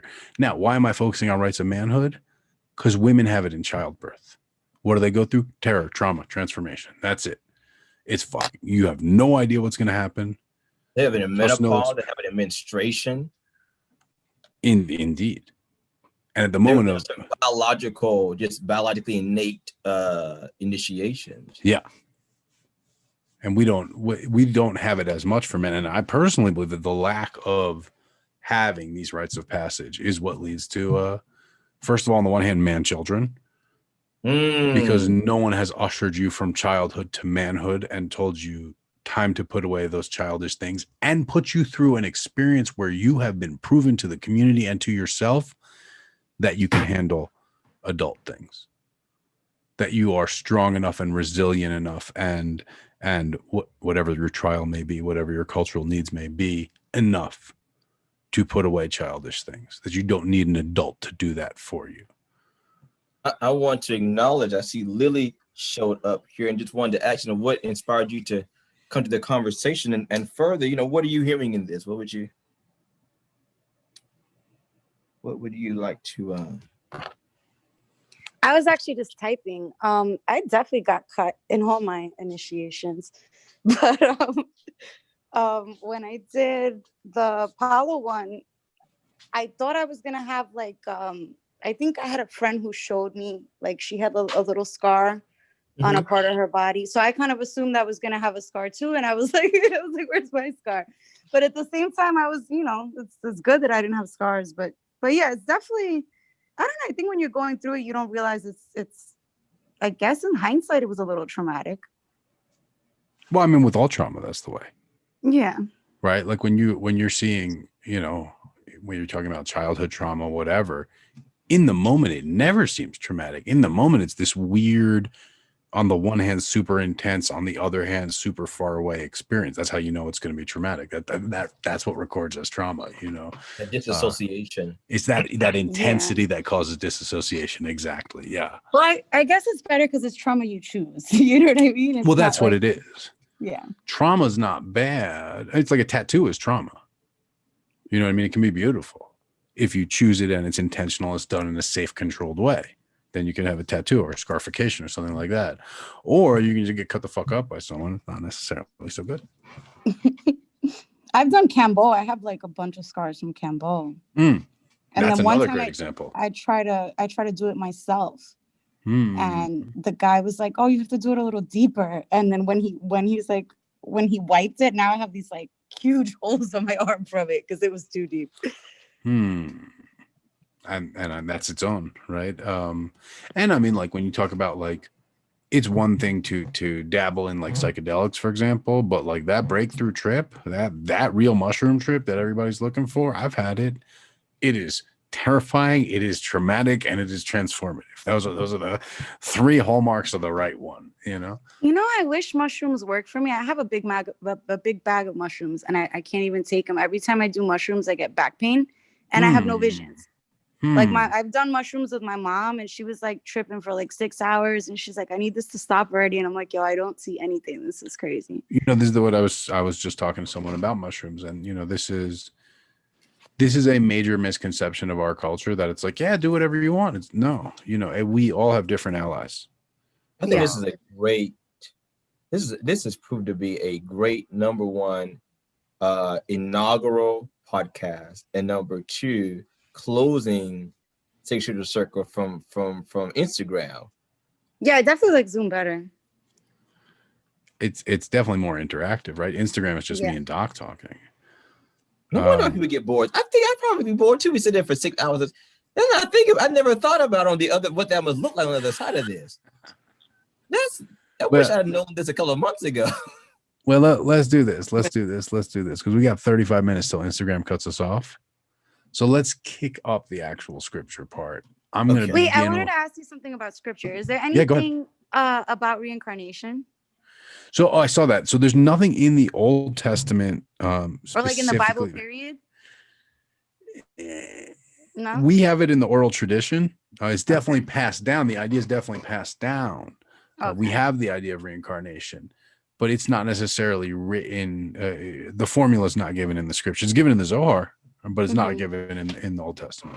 We see this a lot in the New Testament, because this goes to what I talked about earlier in our beginning preface about the tropological sense of exegy, where the tropological and the typological suggest that there are types and shadows in the scriptures, right? And so you don't really get to unpack the full. Let me put it like this: that the Old Testament is the New Testament concealed, and the New Testament is the Old Testament revealed. Sure. We see type and shadow. So, directed to your question, we do see reincarnations, even in the ministry of Jesus. Matter of fact, it is said that his first cousin, John the Baptist, was a reincarnation of prophesied by Malachi, Elijah the prophet. Okay.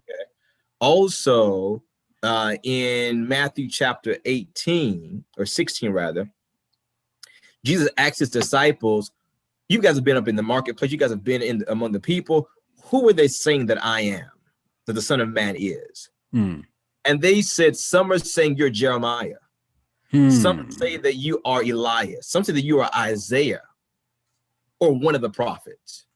So this continuity of at least a prophetic lineage and the reincarnation of mantles, personalities, remerging in the culture again, is all throughout the New Testament as a framework.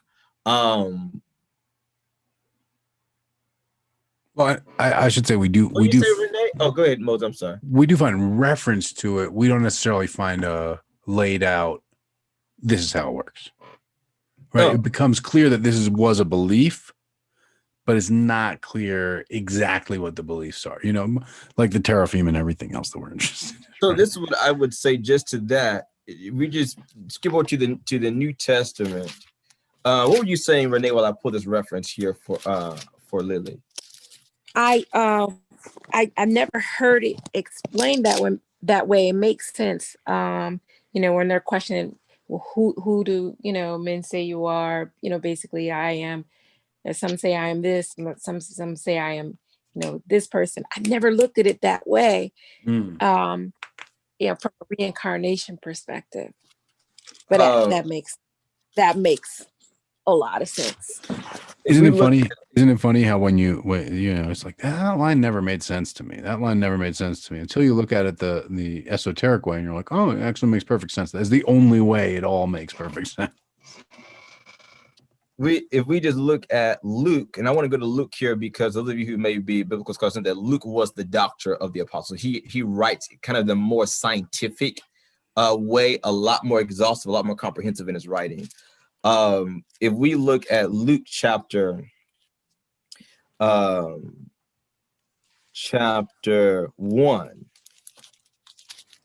okay. Luke chapter 1, and it says that look, actually put your finger there. Let me go. I need to flip back for a second to give you better context. Doc, I'm gonna buy you a whole box of bookmarks. Save you all your fingers. Malachi chapter 4. Okay, Malachi chapter 4. This is fully the end of the Old Testament. Really, it's not yet the Apocrypha or whatever, but for many people, it's the end of the Old Testament. So the last prophet that spoke. Malachi chapter 4. We I'll read the first these last 6 verses. There's only 6 verses. For behold, the day is coming, burning like an oven, and all the proud, yes, all who do wickedly will be stubble, and the day which is coming shall burn them up, says the Lord of hosts, that will leave them neither root nor branch. But now you see where I got that from, Moses, from but to you who fear my name, the Son of Righteousness shall arise with healing in his wings, and you shall go out and grow fat like stall-fed calves. You shall trample the wicked, for they shall be ashes under the soles of your feet. On the day that I do this, says the Lord of hosts. Verse 4, remember the law of Moses, my servant, which I commanded him in Horeb for all Israel, but the statutes and judgments. Verse 5, behold, I will send you Elijah the prophet, before the coming of the great and dreadful day of the Lord. He will turn the hearts of the fathers to the children and the hearts of the children to their fathers, lest I come and strike the earth with the curse. Now, if you go back to First Kings and Second Kings, you'll know that Elijah was taken up. He was taken up in the chariot of fire generations ago, before Malachi even got here. So that's our backdrop. God says, before I come, I'm going to send you Elijah again before my coming. Now we flip over to Luke chapter 1. And we'll just begin at verse 11. It's talking about Gabriel. It says, then an angel of the Lord appeared to him standing on the right side of the altar of incense. And Zacharias saw him, and he was troubled, and fear fell upon him. But the angel said to him, do not be afraid, Zacharias, for your prayer is heard, and your wife Elizabeth will bear you a son, and you shall call his name John. And you will have joy and gladness, and many will rejoice at his birth. For he will be great in the sight of the Lord, and he shall drink neither wine nor strong drink. He will also be filled with the Holy Spirit, even from his mother's womb. And he will turn many of the children of Israel to the Lord their God. For he will also go before him in the spirit and power of Elijah, to turn the hearts of the fathers to the children, and the disobedient to the wisdom of the just, to make ready a people prepared for the Lord. Now, so that was the prophecy of that John would be. He would come in the spirit and the power of Elijah. But does he have the personality though, right? Are these just, motifs? Well, that's what Jesus says. If we go to Mark, I want to say chapter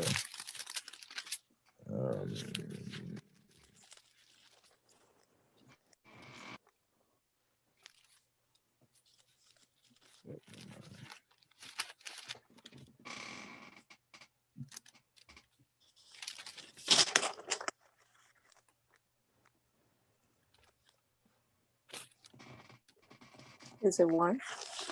I think it's in Mark. What I'm looking for, Renee, is the Mount Transfiguration experience. Okay. Is what I'm looking for. And I think I came across it in Mark. If not, then it might be in Matthew. So I get my M's. Here.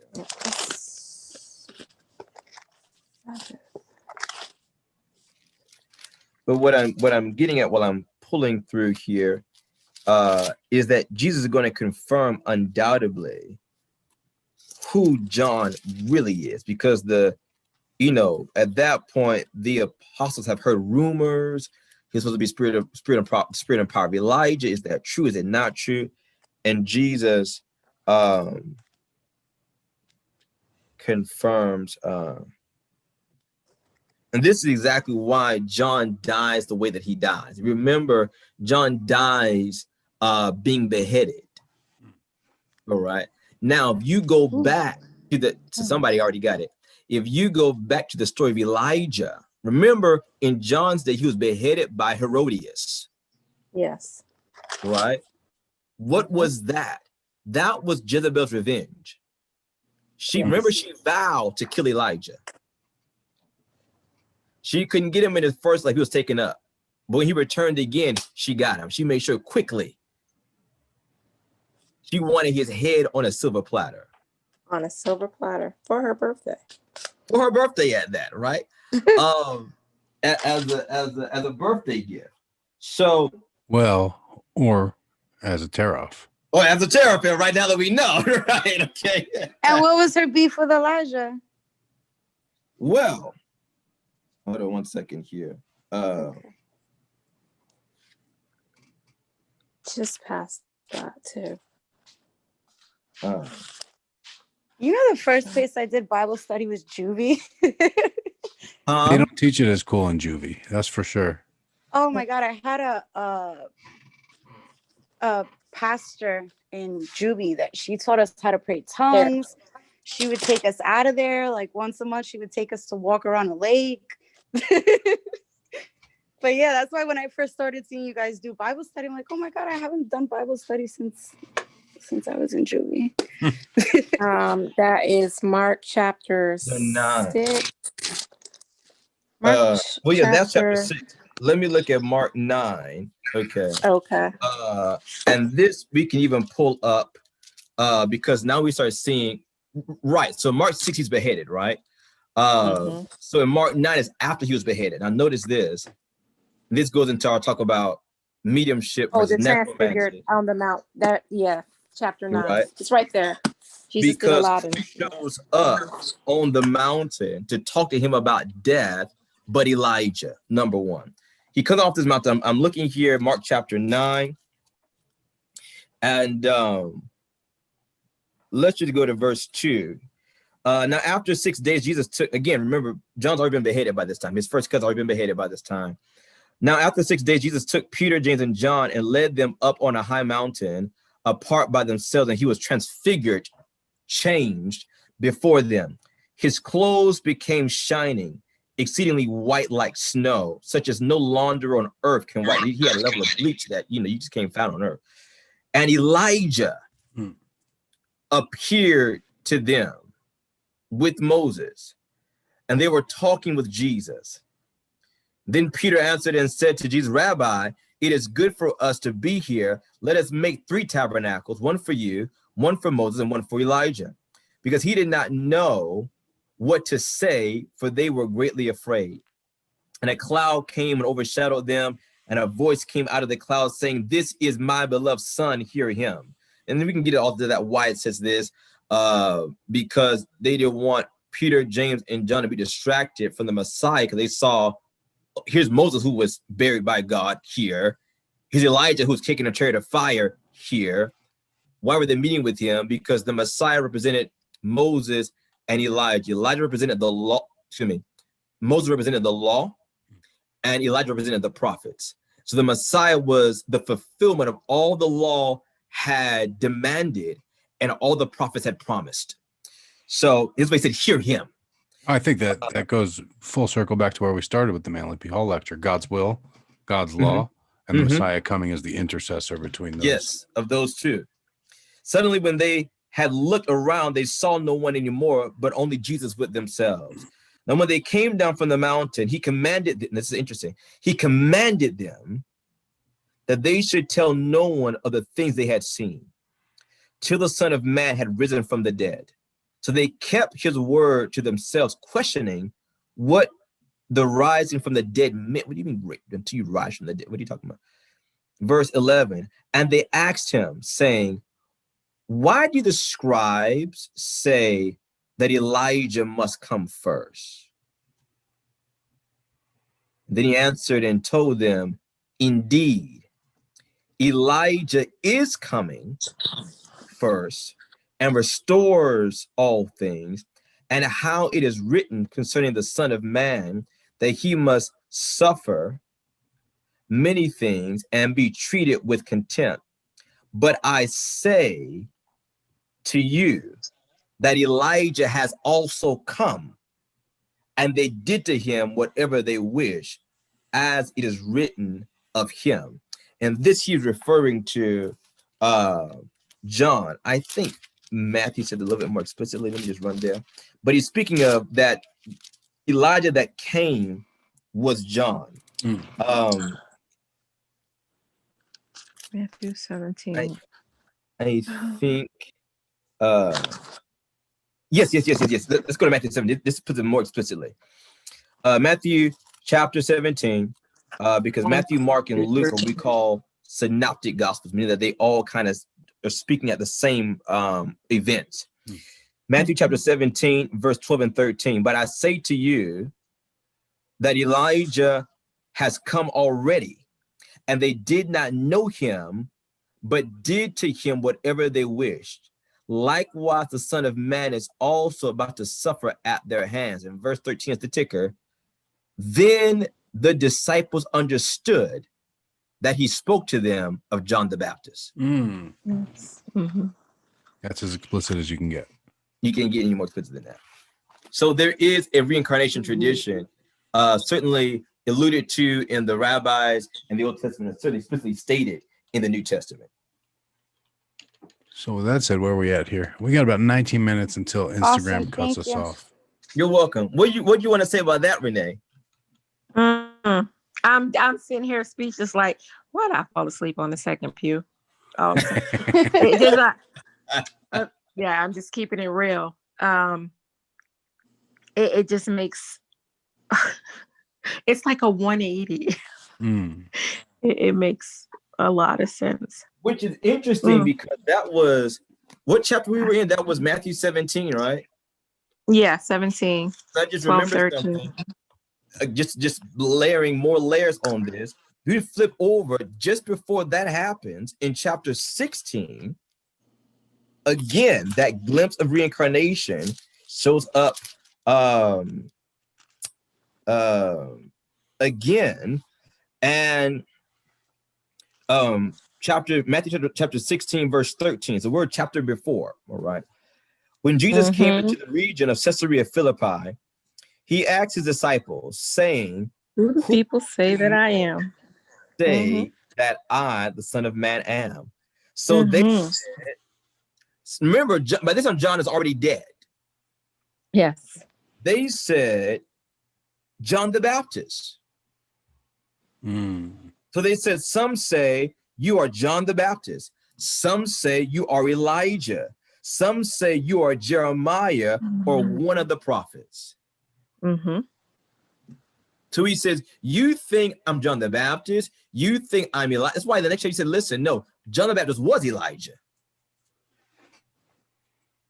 He said, but who do you say that I am? Simon Peter answered and said, you are the Christ. Yes. The Son of the living God.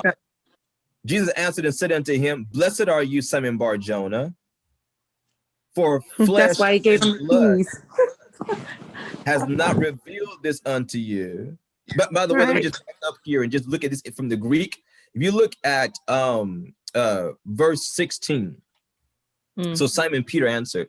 So in the Greek, there's this play on words with Jesus and nicknames. You really don't get what you're looking at it in the Greek because he plays on Peter's nickname. Okay, Peter's name in Greek is Cephas. Okay, and in it is Petra. Okay, which means stone. So this is why he says that the stone, Peter, and the rock. He's making this play on words of Peter's. He gets a nickname. They nickname him Peter the Stone. But his name is Cephas. His name is Simon Bar-Jonah is his name. He's Simon, son of Jonah. But his nickname the apostles gave him, that Jesus gave him, was Peter the Stone. He would always remember that he is the stone, but Christ is the rock. So he says, Jesus answered and said unto him, blessed are you, Simon Bar-Jonah, for flesh and blood has not revealed this to you, but my Father who is in heaven. And I say unto you, here we are, that you are Peter, stone. And on this rock, people think the church was built upon Peter's, what the Catholics believe. But Jesus is saying, no, you're the stone, and there is a rock. What is the rock the church is built on? Your revelation. That you are not Elijah, you're not John the Baptist, you're not Jeremiah, you're not just one of the prophets. The church says was where they split from Orthodox Judaism, is that he was not just a prophet. He was the Christ. He was Mashiach. He was the blessed anointed of God, the promised Messiah. That is the rock I'm building my church on. So he says, verse 18, I say unto you that you are Petra, stone, Peter, and upon this rock I will build my church, and the gates of Hades shall not prevail against it. And I will give you the keys of the kingdom of heaven. And whatever you bind on earth will be bound in heaven. Whatever you loose on earth will be loose in heaven. Then he commanded his disciples that they should tell no one that he was Jesus the Christ. Because the people thought they were Jesus the prophet, Jesus Elijah, Jesus Jeremiah, which is why to this day many believe that even among the Jews, he's just a prophet. Because he told them, don't, that's what they believe, leave that where that is. Don't tell them just yet that I am in fact the Christ. So we see again this idea. They asked him, who are people saying that I am? They're saying you're the reincarnation. They're saying you're either John the Baptist, your cousin reincarnated, or you're Elijah, or you're Jeremiah, or one of the prophets. So, for many years I questioned, well, why wouldn't he want them to tell anybody? It's like a sworn secret. You don't tell anybody that I'm Jesus, But I've come to better understand that if I say we're going on a mission, it's a secret mission, and I don't want you to tell anybody because I want you to fully understand the purpose of this mission before you speak about it. And also from a practical standpoint, okay, Jesus had a lot of good reason not, because let me give you a prime example of this. I'm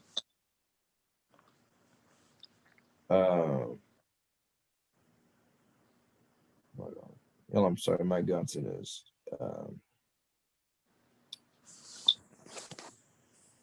basically what I'm getting at is that he knew he had a mission to accomplish. All right. And it was being the Christ, not necessarily perfecting that he was the Christ, because in doing that, that could hinder his ability to be the Christ. How so? Let's see this in Mark chapter 1. I'll give you a prime example of this. And I love that in Mark chapter 1, so begins the whole book. It's like this is kind of his backdrop. Mark chapter 1, it says this, verse 40. Now a leper came to him, and came to Jesus, imploring him, kneeling down to him and saying to him, if you are willing, you can make me clean. Then Jesus, moved with compassion, stretched out his hand and touched him and said to him, I am willing, be cleansed. And as soon as he had spoken, immediately the leprosy left him and he was cleansed. Verse 43, and he strictly warned him. I love the King James. The King James said he charged him straightway. He strictly warned him and sent him away at once and said to him, see that you say nothing to anyone, but go your way, show yourself to the priest, and offer for your cleansing those things which Moses commanded as a testimony. Watch this. However, he went out, the leper who was now cleansed, and began to proclaim it freely. He said, now keep this between me and you, you cleanse, go take care of your business, going home. He began to proclaim it freely and to spread the matter so that Jesus could no longer openly enter the city, but he was outside in deserted places, and they came to him from every. If you ever wonder why you always see him in the movie, that's why. That's why he can't be in the city anymore. So he was basically paparazzi everywhere because someone didn't black mouth and I gotta say, this resonates such a vivid, stark contrast with our conversation a couple minutes ago, just a little earlier tonight, about those who are spiritual leaders or parents of spiritual houses who make it about them. Jesus said, you better not make it about me. Don't you dare make it about me, because then I can't do what I'm here to do. Because think about that. He now can't go into the city. That means that now people have to come to him. That changes whole dynamics. His whole ministry, this is chapter 1 of his ministry. His whole ministry now is altered forever, because he's going to have more resistance getting into the inner city. Think about that. Because somebody wanted to blab. So he said, listen, keep this stuff. Even when he would mention cast out demons, he said, shut up and come out of them. It wasn't about just though there was part of the mystery of it as well, but just practically the logistics I've only got 3.5 years with y'all. I need to maximize every day. And if you talking this before time is going to bar me from a whole group of people I need to go talk to, don't say nothing. Wait till after I resurrect from the dead. Does that make sense, Renee? Oh yes, definitely. I mean, it makes sense. He had a work to do, and he couldn't. This sounds harsh, but it's fitting. He couldn't afford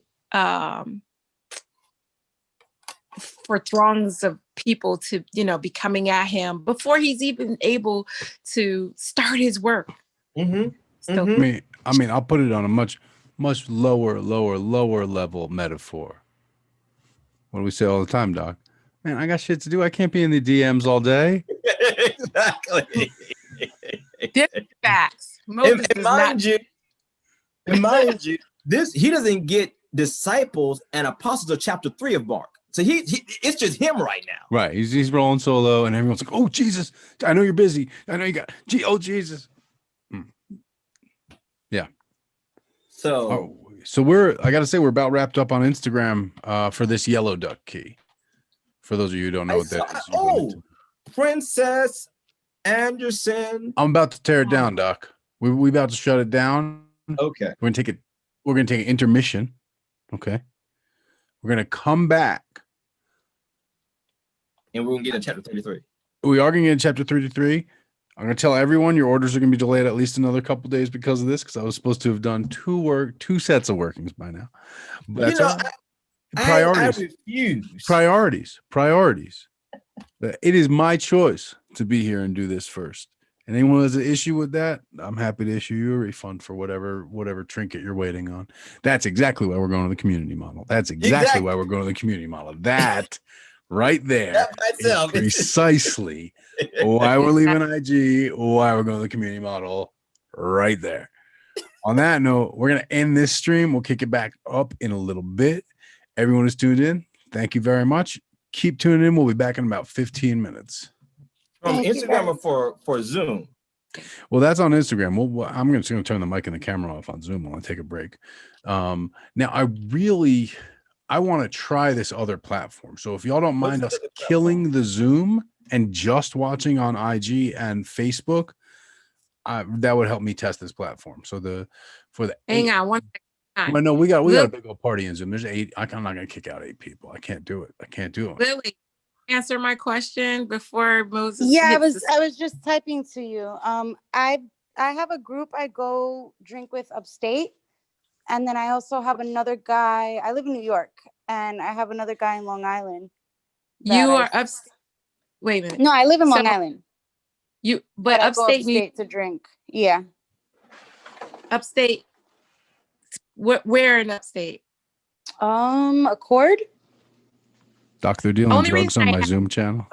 It's your Zoom channel. Ayahuasca is not a drug; it's a sacred medicine. I love that. I love that. From upstate New York. That's why when you said upstate, I said, okay, I think okay.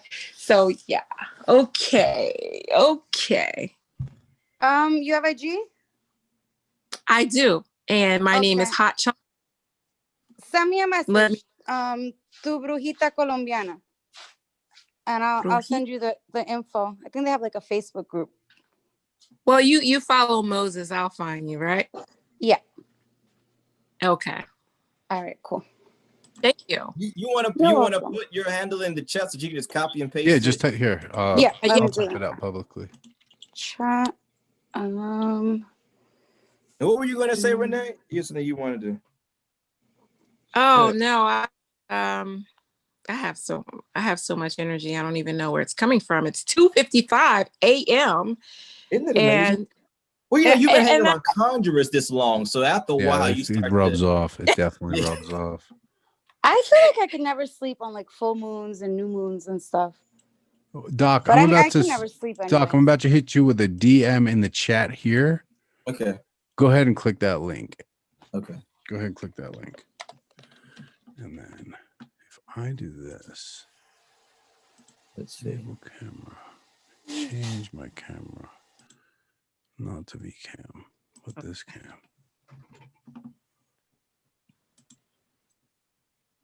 Oh, thanks, Vanessa. No, it's not going to do it while I'm doing Zoom. Okay, yeah, I am going to have to kill Zoom for that link to work, Doc. But I think you're going to be happy with this. Go ahead, get that set up. Everybody in Zoom here, it looks like everyone's starting to jump off anyway. We'll be back on Facebook and Instagram in about 15 minutes. And if we want to bring people on to co-host as well, Doc, we can add up to 8 more people on this platform. Basically what we got right now. Yeah, basically, we can have everyone as a panelist. But for those who just want to tune in, of course, you can listen to Facebook, Instagram, all that good stuff. And we'll be back in about 15 minutes. I'm going to end the Zoom, and then Doc will be live on that link. I'll hit you up back chat. How can people join the could you just send this to me as a guest? Right. So how will they be able to join into Restream? So if you're on Facebook or Instagram, and Doc, you should be able to see it too on Restream. It's going to, just like you showed me, it's going to consolidate all the chat. So if you chat on Twitch or Facebook or any of those things, is going to go ahead and consolidate that all into one place, and that'll be the conversation. Right. What I'm saying is, like, how do they, if they want to come join us on screen? So we have to send a link to invite them on that. Okay. But since we're focusing on the scripture in the next part, and there's less roundtable, more, we're gonna, most of the time I'm expecting we're gonna have the text on screen. I got all kinds of stuff prepared for this one. Okay. So yeah, unlike the usual, I'm not just like, oh yeah, I read this in 6th grade, I remember it. No, I read the whole thing. I went through all the midrash. I already dug it up. the tabs are open. I'm ready to share. Yeah, That's we another are thing I prepared really like this about week. Zoom too, is that you could put the scripture up and we can like actually follow along. Yeah, so if you're watching on Facebook, it's going to be like that. If you're watching on Instagram, the way they crop the video, it's not going to be up. What is it on Facebook? You follow me. Just follow. It's Brother Moses Conjure Man, or if you're in Cosmic's group, Hoodoo Bible Study, I'll post it to there. But just follow Brother Moses on Facebook, and it'll be up there in about 10 minutes, 15 minutes. Okay, cool. All right, thank you. All right, everybody. We'll see you for part 2 in a couple minutes.